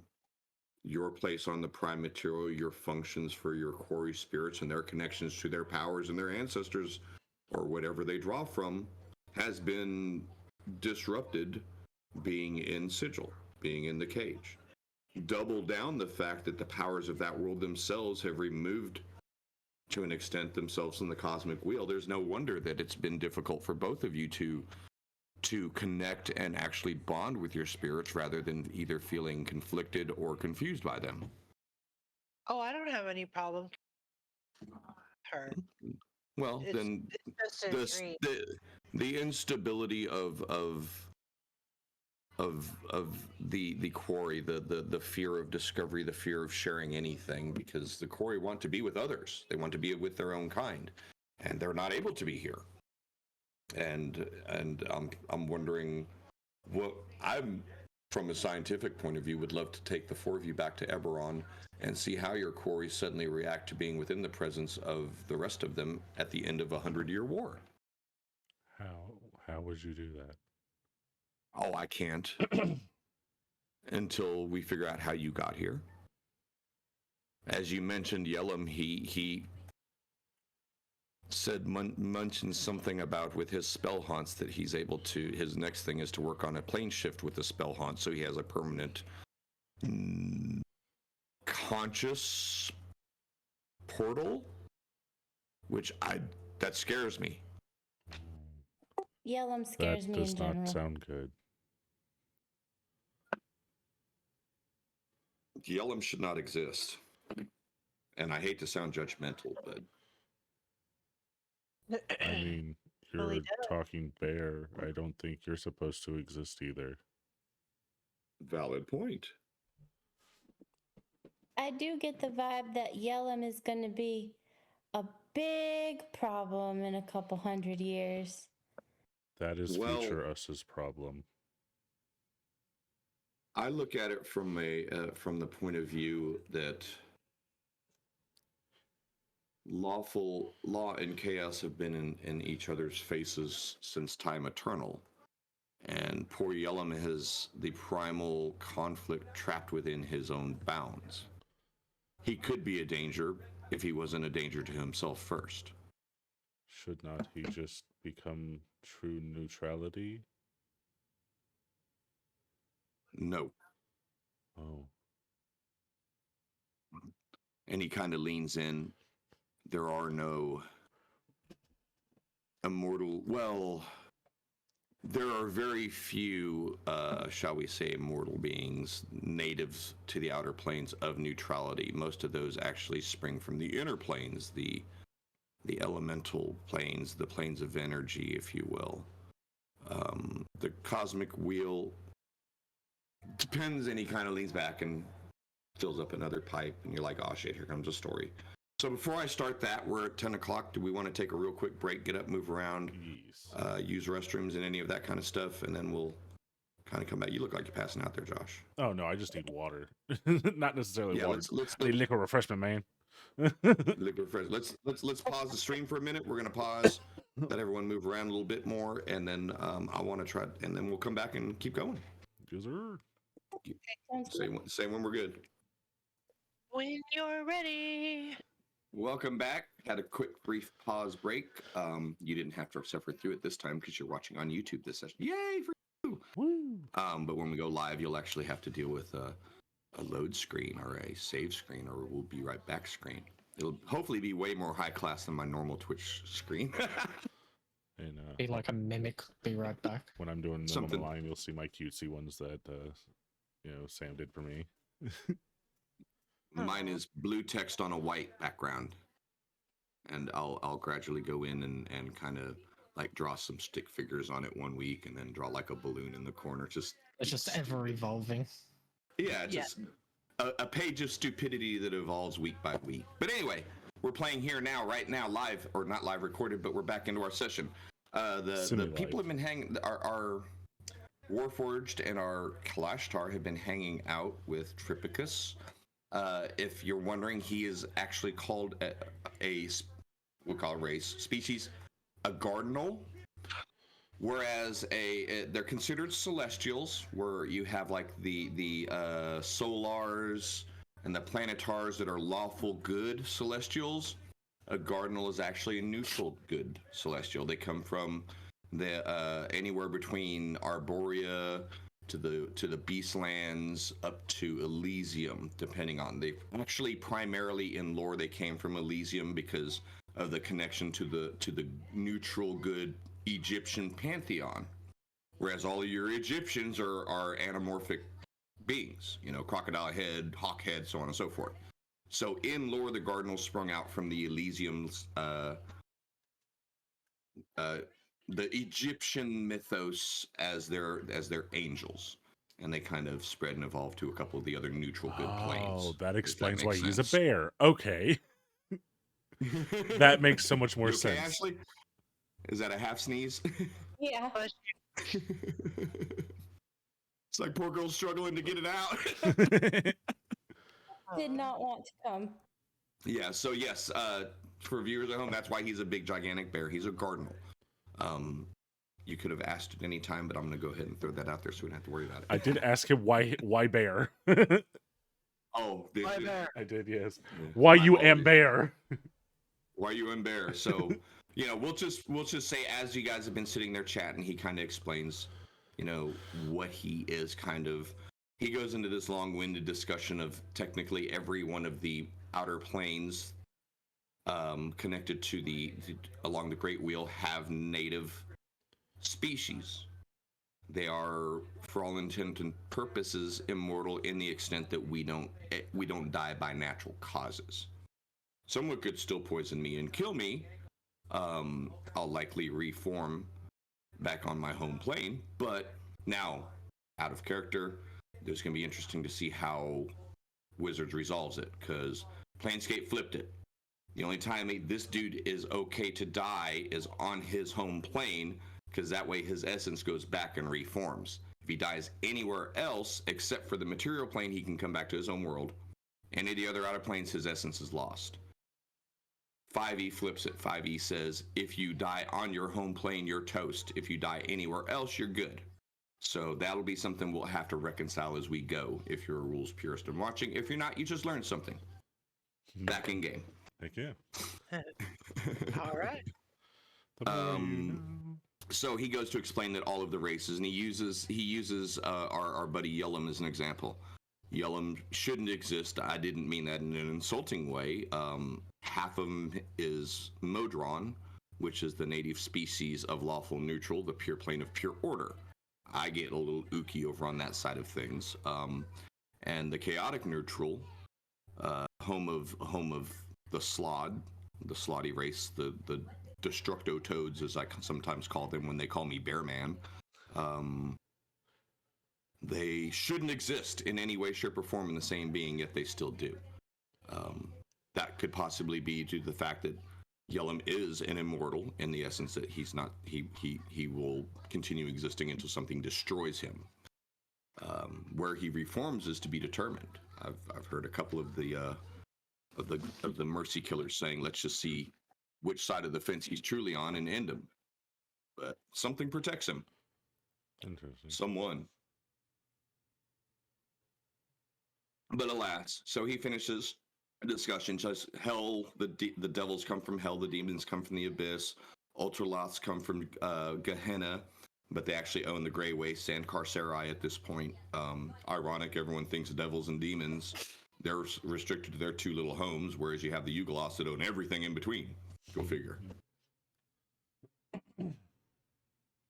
But I do have some appointments. I would love to continue meeting, and obviously this may be a little bit overwhelming, and at the same time emotions over towards Book and Adam, and maybe with a little bit more time, some memories will trigger for you, some information will be a little bit more cohesive, and the same thing.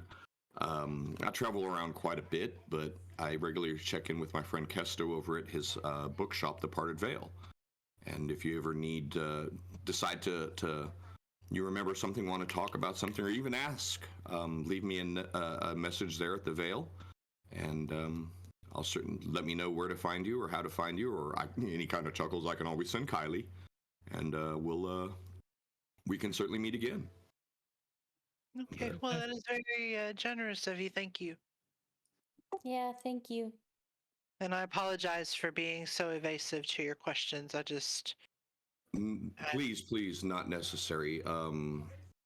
This was a lot of information. This was good information for me, so it may have been a lot of information for each of you. So I can also understand if it is overwhelming or startling, even to find this. Certainly, it has to be startling to find out that you're not who you are, or you're not what you thought you were. But at the same time, it might be reassuring to find out that you're not losing your mind, as he kind of gives Nito a wink. Yeah, And, thank you. but at the same time, you guys can track me down. The room is yours. It's been paid for the night. Your anything you would like while you're here, it's being covered on my tab. And he kind of, as he stands, big old bulk, the bulk of the Cardinal Bear, he's putting his stuff back into his packs, and he digs into one pack and puts a pouch on the table and opens it up and, puts a couple more coins in it, leaves it. And that's for your time. Obviously, everything else is on, but to make sure that, that I do value your time and your information, please split that amongst yourselves. And if there's nothing else, have a wonderful evening. Thank you, Tripicus. You have a Goodbye. nice time. And he kind of does a short bow, grabs his stuff, and heads on out. I turn to Anita as soon as he leaves and I go, "What the hell, man?" I don't know. I'm gonna have to try to figure out how to talk to Fred because he ain't telling me anything, and I'm a little frustrated, especially because apparently he knew I wasn't human, and I didn't know I wasn't human. We have some talking to do. Lucy has some splaining to do. Got some explaining to do. I do have pretty good conversations with my friend, and maybe I could ask. I'm Yeah, going to ask. So I'll see what I can find out. if they're in the same world, make sure that she gives him a talking to because he is rude. Okay. All right. Well, maybe we should I'll figure out how try. to talk to yours. You say you see him while you dream. Maybe you can meditate.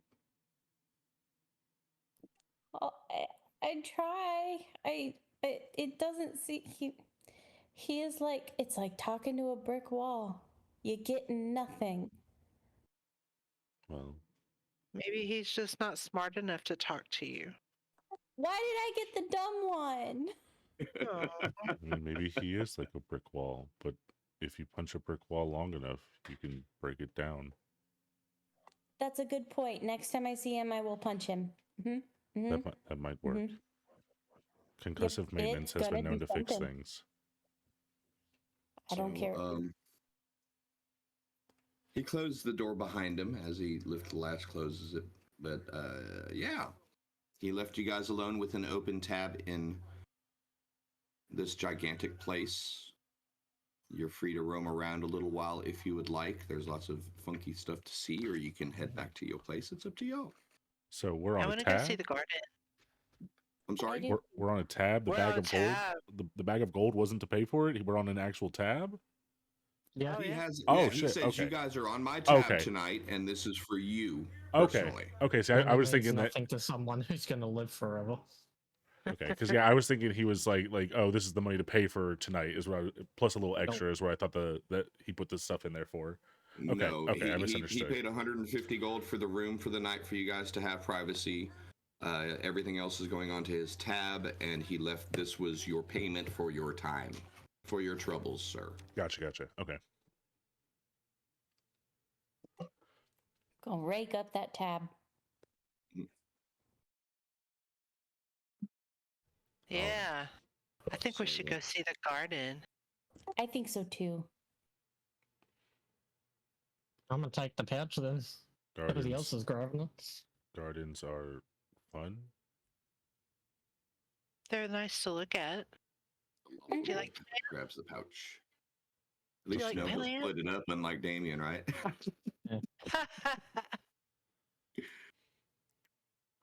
Well, if you're grabbing the pouch, there are 20 platinum pieces and 40 gold pieces in it. You gonna split quick, or so if you're gonna split it up amongst each other, 5 plat and 10 gold. What if I do? Ooh. Damn, a few more pounds of platinum and I can replace one part of my skeletal fractures. 5 platinum and what? Sorry. 10 gold. 10 gold. 10 gold. So not bad for a night's work. Nah, finally some spending money. That 17 gold wasn't going to get me very far. Not going to get us very far in Sigil either. I only had 8 gold. Poor Jared. So you guys still predator there. Are going, ooh, dang, checking your cash and putting it in your pouches and looking around the bars. You've been here about an hour and a half, I guess, over the course of the conversation and the meal. Still a lot of people in. We're just going to leave the tokens as is. For the most part, the token that you see is what you visually see. Maybe some facial differences in, like these two goblinoids look similar but different. So yeah, tieflings, Aarakocra, and then obviously some things that you just don't recognize. But You've got the bar area here. You've got the dining area, and you kind of glance over there, and Kate is still kind of sitting there. Three really large. You noticed them when you first sat down over there with Tripicus. There's just so much going on, especially with the floaty skull that scared everybody. But there were three large 20-foot, 25-foot diameter globes that were sitting up on tiny little spindly metal legs. When you first moved over there, you thought you saw something moving inside of them. You really couldn't tell if they were just terrariums, giant fish tanks, what, but they were interesting. Kitchen off to the right, a series of shops along the eastern wall. Then you had the Hall of Bones, or the Hall of Skulls, or a trophy room as it was. A music theater, if you want to hear some singing. A colored glass dance floor, open aired with a fountain and a elevated blah blah blah. And then obviously the garden over there. So it's up to you guys. Just out of character, this was drawn specifically according to the floor plan as laid out in one of the Sigil books. This is back when D&D said we need something cooler, so the artist just made something bigger. Okay, this is a damn. Because was going to give us the cat meme where they're sitting at the table and. Yeah. Oh, you broke up? I was just talking about. I think I was expecting Tripicus to do the whole cat meme. Where they're sitting at the table and the two chicks are getting angry and Oh, like pointing, and he's just like, So, but I am a scholar. Headcanon for this place. You don't know what you're talking about. I told you that to begin with. I'm trying to learn. Headcanon for this place, just for duplicate tokens, is that every time we show up, it just happens to be twin night. They do themed nights here. So if you're a twin, you drink half off. And if we go 2 nights in a row, then that's because it's twin night. And it's quarter off. Yeah. It's 3/4. Oh, that's where they make their money. That's when they make their money back. Because if you do it 2 nights in a row, it's double. Yeah. All right, man. So, what do y'all want to check out, man? We got a little. Want to go to the garden? Yeah, garden. Okay, so you guys kind of start making your way around the perimeter of the room. Kind of, let's take the long way. Look in the shop as you go. There's a nice flower shop. You look and go here, and you see there's a portrait and art studio type of a thing there, and it's a sweets and confectioner shop there. A couple people shopping inside, and you come to the end of it, and there's a sauna, spa, barber, stylist type of a place as well. And this is all canon according to the damn book. They built a mall for D&D and Planescape, right? Since they got a mall. But yeah, I'm sorry. I was just laughing. Yeah. So you get to this point, and you're really close to the globes, and they really suddenly jump out and catch your vision. They're gigantic terrariums. There's 3 of them. This first one, as you come closer to it, it had a bluish hue, but as you get closer and closer, it's gray. It's filled with this wispy, almost looks like small clouds of floating ash. And you see an eyebright. There's a little plaque there. Basically, if you don't know what an eyebright is this round, fleshy body that contains a gigantic eyeball with bat wings. There's a whole spell named after it. Yep. So the creature's just kind of sitting there lazily fluttering about in this ashy, darkened globe. The red one, as you get closer to it, it contains. Closer you get to it, dude,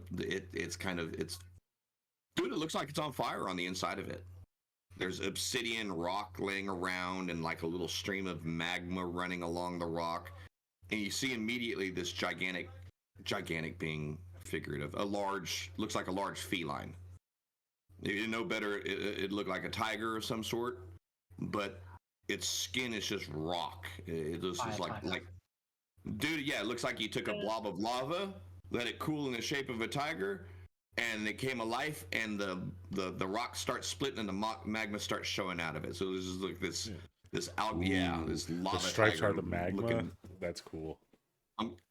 Yeah. So yeah, it's just breaks in the blackened rocky hide show the magma and the flame licking out of it. And it's just kind of chilling, perched on a piece of obsidian, and you notice a couple people, oh, excuse me, pardon me, as you see an older man and his daughter just marveling at the creatures and the monsters. And again, you see the Hall of Skulls off to the north. Yeah, wow. Oh man, these are amazing. So, Very I cool. hope I have her token. I might be giving stuff away. Apologies. It's okay. We don't know This who is any of where these not people are. setting up a fog. I'm sorry? Yeah, you It's don't know okay. nothing. Yeah, we don't know who none of these people are.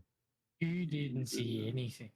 Nope, I didn't see nothing. Hopefully it was lagging. Too bad. I'm just going to borrow you for manager. So you come up along the third sphere, and the green one kind of looks like there's ivy growing upside down. You know how it normally kind of hangs down from above? This stuff seems to be creeping upwards on the inside of the globe. Oh, yellow's in there. A small misty, it looks like almost like just a fine mist, a drizzle seems to be going in, and the occasional prismatic rainbow as you walk around the orb. And the plaque says a glowfly of the Feywild. It looks like a bat, a silver fox, kind of a silver fox bat's body, but it's got these butterfly wings. And at the bottom of the tail, it kind of goes off into like a coatl tail, but the bottom kind of spreads out into 2 or 3 little glowy things, almost like if you had a cluster of fireflies. Wild. So as it's kind of floating around, you see the tail occasionally flare out, and all these little glowy lights appear on it, and it's like, that's interesting. That would And fuck with you at night, though. That would fuck with you hard at night.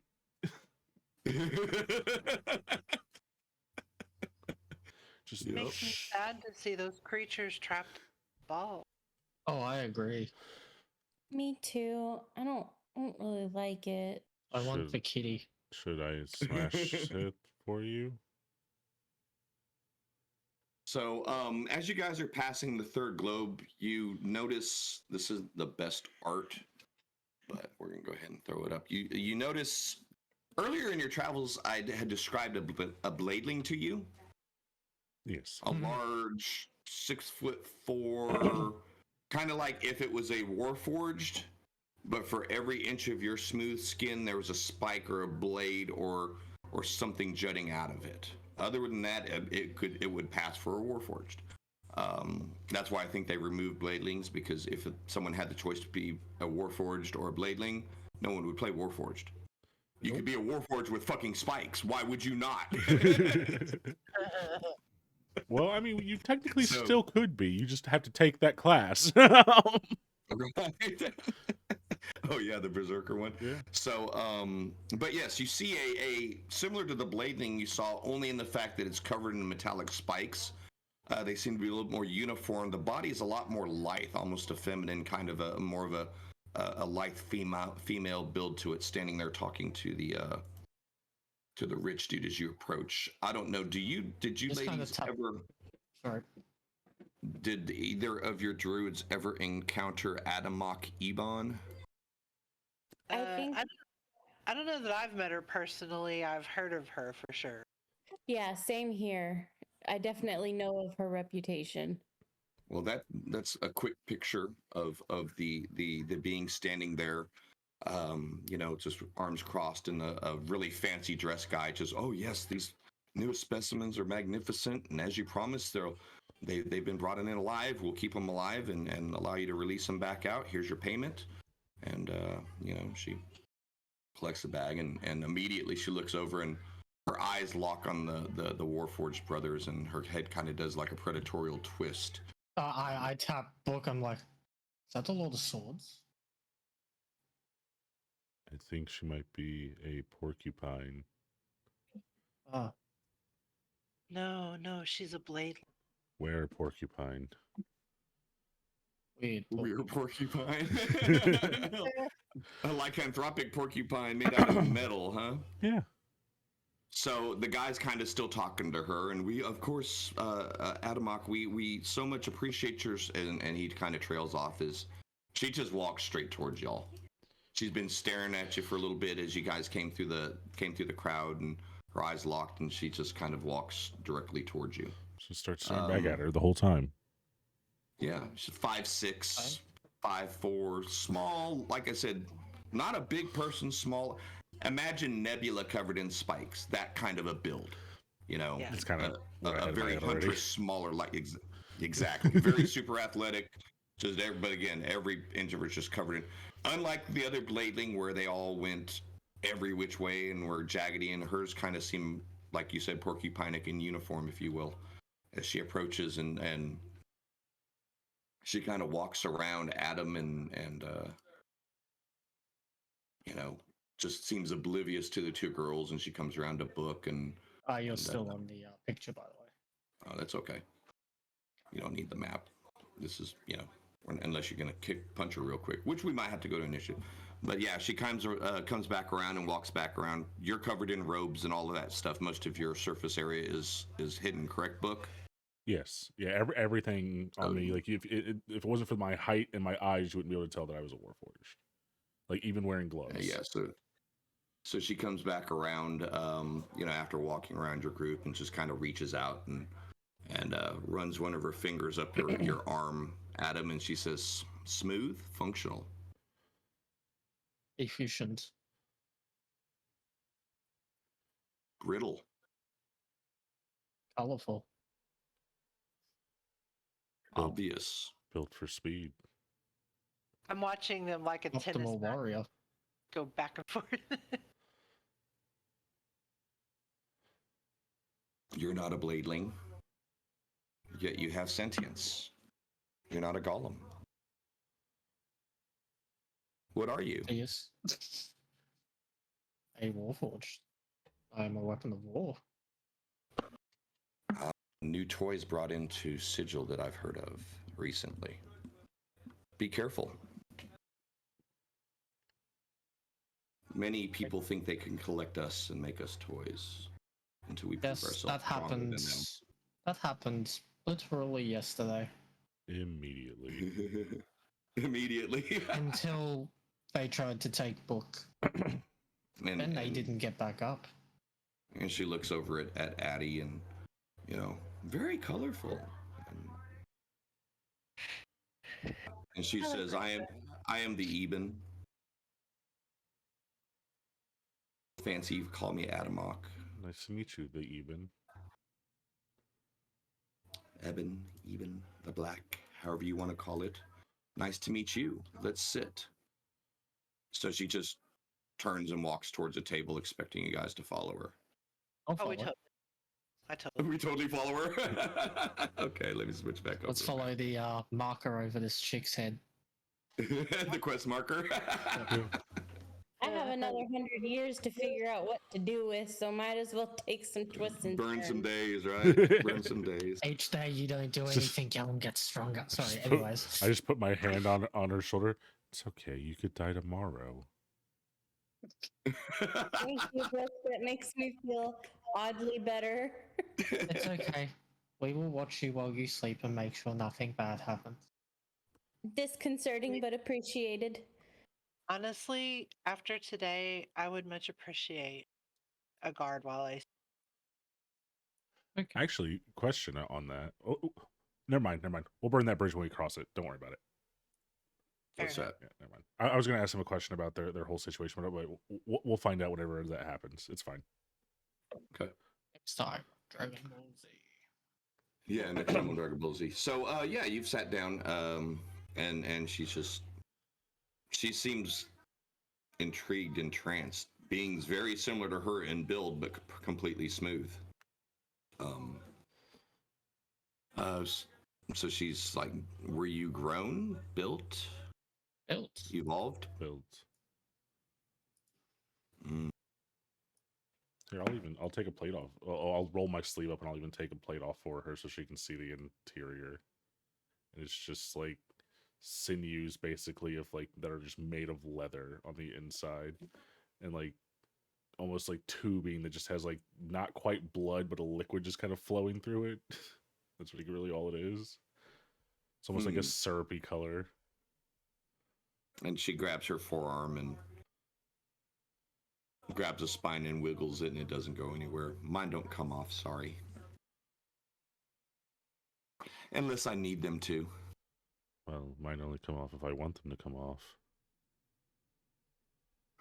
Yeah. Strange beings that you are.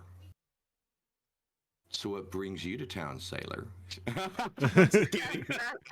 How you That took a doing? turn. I just play it. It's getting late. I like my men Upgrades, tall people, and passive.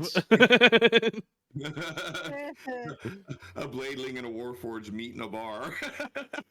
Right. Oh, Our that's child will strut like like a- a warhorse. that's like a Hellraiser-esque type Oh, of a romance man. there, man. Oh yeah, absolutely. That'd be horrifying. That didn't end well either. Oh no. Be real bad. So she looks over at Addie and you live in the Hive, yes? Yes. Yes, in the fence. Yes, sir. I live there sometimes. Not the Fens, but the Hive. Oh. Have you been to the fence? Been by. Sometimes I use the trench or the ditch, the portals when I hunt. Sometimes faster to go through water rather than across land. You go in deep, find portal to elemental plane of water, know where to swim from there, come out in another place that you need to be.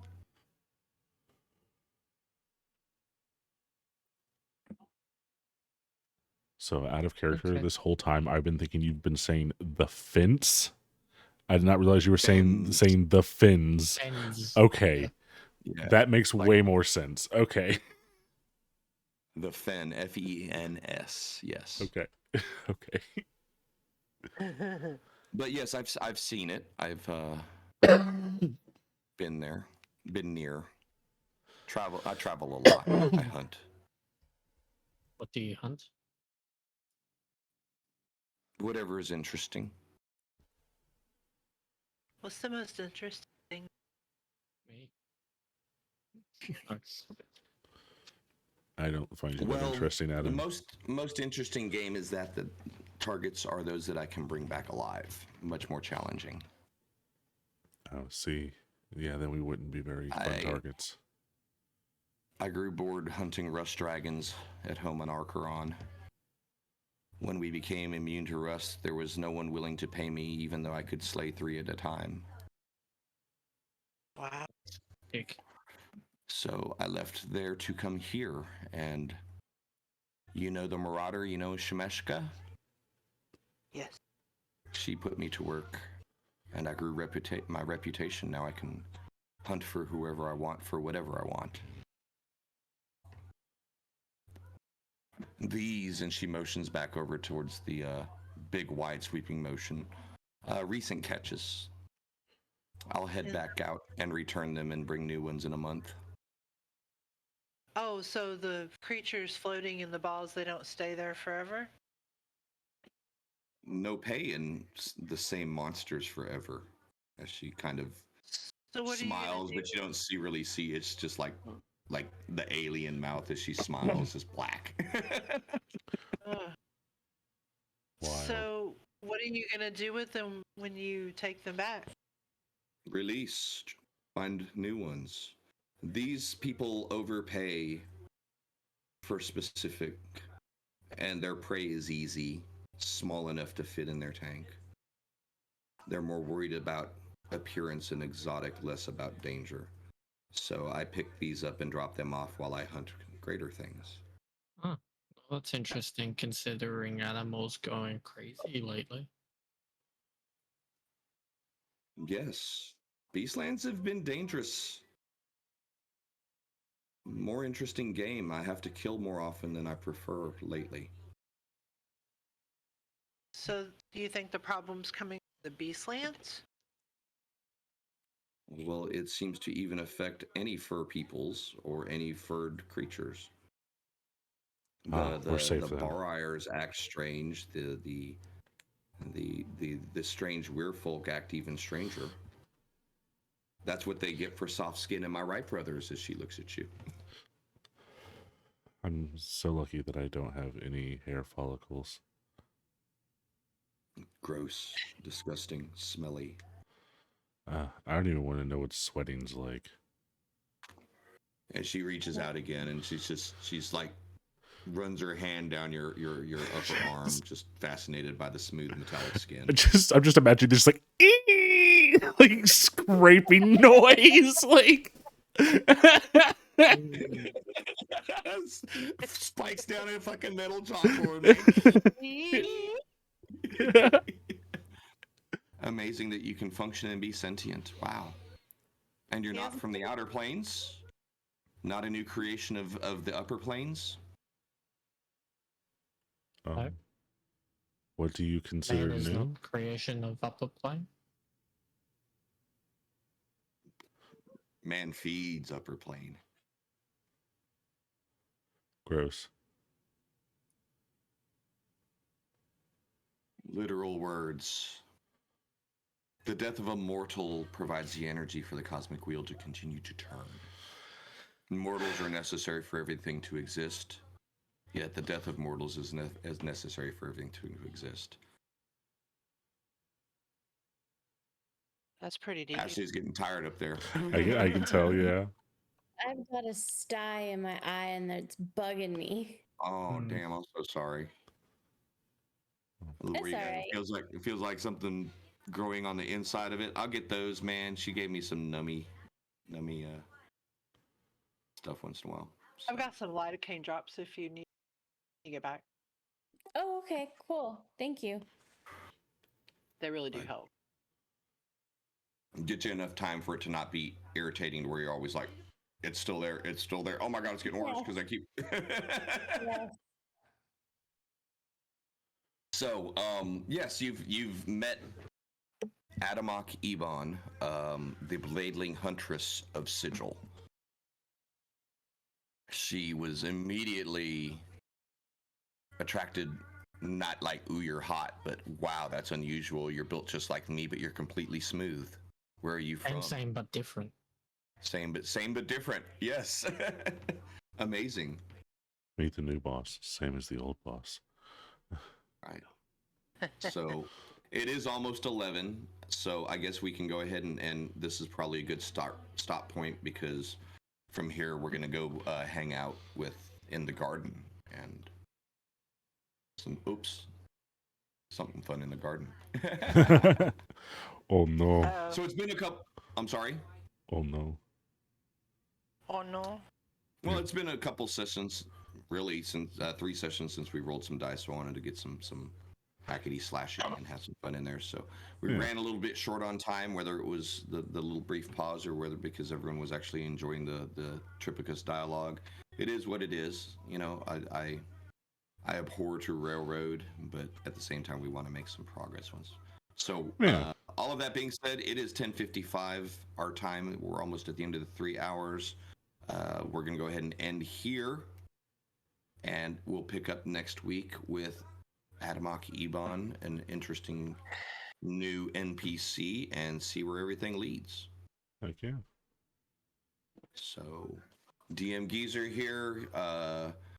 Like I say, we're same tag for my Twitch, Facebook, Etsy, Patreon, YouTube. It's all there. I have Josh, aka Tenfin. He's going to be throwing his digits up here soon. Andrew's running his Vigilant Gamer, searchable on YouTube, Twitch, and all of the rest of that stuff. We'll get a little bit more fancy with our overlays. We'll have a closed screen that has all of our socials on it soon. But Ashley, thank you for being here, especially suffering through a sty and broadcasting in from vacation in Florida, away from your normal home here in Texas. You make me feel bad when I have to take off in July. The hell you say, fool? No, man. Life is life.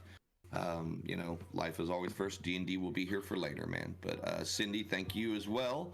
I appreciate all you guys that had to get up early, go to work 8, 10, 12-hour days, and then come here and sit and listen to me run my mouth for another 3 hours. So appreciate you. Hope everyone had fun tonight, and we will be back next week to check out the rest of the D&B of the Sigil universe, man.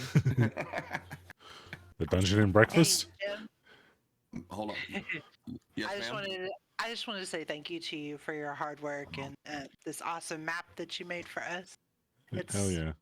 I'm probably gonna throw it out there onto the Etsy, even though it's a horrifyingly ridiculous size. Me, I don't like it. That's just ostentatiously too big. But that's me being a map purist. But at the same time, it's a cool place. I mean, you could easily make this something else, though. Like, this could easily be like a bazaar of some kind or something else entirely. Like, it wouldn't be hard to turn this into a bunch of different things. Yeah, so I mean, it was fun making it. It was just, yeah, I mean, it's a cool design and all that. But yeah, as on a paper map, it's like, man, yeah, this was early 90s. We need something cool. Make the biggest bar ever, okay? And honestly, but at the same time, strangely enough, I don't think I was gonna say, strangely enough, I don't think it'd be that big of an issue if it was stacked and not just wide. Yeah, like, I think if they but just at stacked the it, same would time, be, yeah. Now, if you remember when I described it, it was about 100 feet across on the outside. And that's something that you guys hadn't even asked. It's over 200 feet across on the inside. And it went 120 feet deep on the outside, and it's almost 400 feet with 2 outside areas that you couldn't see while you were outside. So the other idea behind it is that it was supposed to represent the fact that a lot of the cool, weird things in Sigil are extra-dimensional space. So, or quasi-dimensional pocket dimensions, multiple different ways you want it, whatever you want to use to I know a TARDIS when I see one. It's okay. Yeah, and there's one of the trippiest modules. It's hard to bring in for an outside group because what I mean outside is outer planers, primers, because you really have to know the lore of the city as a player to really get into it. But it's something called Harbinger House. And it's like this whole escape Dr. Jekyll, Mr. Hyde through the streets of the city, taking place inside of this fun house. It's this never-ending freaking insane asylum pocket dimension. Now, the problem, it's a great freaking idea. It's a great story, but it puts so much on the players to have to know the factions, have to know some of the people. You'll spend like what I'm doing right now to lay the ground for a campaign just for a short adventure if you have outer players. If you got after next year when we played a bunch of Planescape and you guys know it really well, that would be a fun one to run. Because I wouldn't have to just lead you on everything. You just told me that I can play a Scooby-Doo campaign. Like, I'm down. Like, I'm down. So there. Yeah, that's all you had to say. Scooby-Doo. I'm down. So that's probably the current weakness with Planescape for new people for 5e. It's flippin' dense, man. And some of the best adventures really require that the players have read 2 or 3 books, who've read about 75 to 100 pages of stuff to be familiar enough to fill the role of someone that's lived in the cage their life. And that's a big ask of people nowadays. It really is, So it'll be interesting to see how they handle that later. But anyway, we're going to go ahead and pause it straight up 11. I know Andrew's got to skedaddle to yet another campaign after this. No? Oh, okay. Oh, y'all off today? Well, apparently. Oh, yeah. Oh, okay. Well, but if anyone needs to go, let's go ahead and stop now. If we want to bullcrap a little bit more and you guys want to ask a few more out-of-character questions, we can do that as well. I just thought people needed to run. Well, I'm all set. I do still have to go, but yeah, no, I don't have okay. a session right now. Cool deal, man. We'll just sign off then. Well, go ahead and hit that. My eye. Yeah, we're going to go ahead and wrap it up then. Once in a while, we'll finish a little bit early. I usually want to run the session 2.5, 3 hours. If we end early, it's more kind of ending on a natural point, then we may just run our mouths for a little while after. Cindy coined the phrase "sigil after dark," and And you know, that's a good place to really talk about some more of the mechanical stuff that we can't handle in roleplay. But Josh, 1001 thank yous for setting up the overlay, hosting the recordings, and getting all of that packaged up nice and neat. Greatly Yeah. appreciate it. Yeah. Great job. And Eventually, I'll get I it down to a science believe- and it'll look better. Oh yeah. Well, yeah, I was about to say I'm about to go primitive mode next week, and we will be streaming on my Twitch. And if you guys want to, Andrew, Josh, if you guys want to pick it up and run on yours as well, feel free to. Mine's gonna look like poo because I'll just be sharing the screen and running it more like a podcast, but it'll be there. I do technically in the have a meantime- Twitch channel ready to go. It's just I've not done anything with it. It does exist though. Dude, neither have I. Yeah, Grizzly_10. I've added videos. I've not done any videos on it at all. There's nothing on it right now. It's not. I've not even finished my bio, but it did exist out there. Well, you know, Yeah. honestly, the only way they get going is for us to use them. Yeah, you I know, know, and I know. it's a slow build. And whether you're my first view or whether you're my 50th view, and I think this speaks for all of my channels and all of us. Thank you for your time. Absolutely. No matter how much you got, no matter what position you are in your life, time is a limited resource, and if you're willing to spend a couple of hours, a couple minutes of it with us, we appreciate that. Yeah. We'd love to have you a couple hours, but whatever it is, we do appreciate you tuning in. We do appreciate your clicks. We do appreciate your likes. We love and thank you for your support, and hopefully we can give you an entertaining product and keep on growing together. But I appreciate you guys being here with Sigil of Fate for the end of episode 3, correct? Yep. I think so.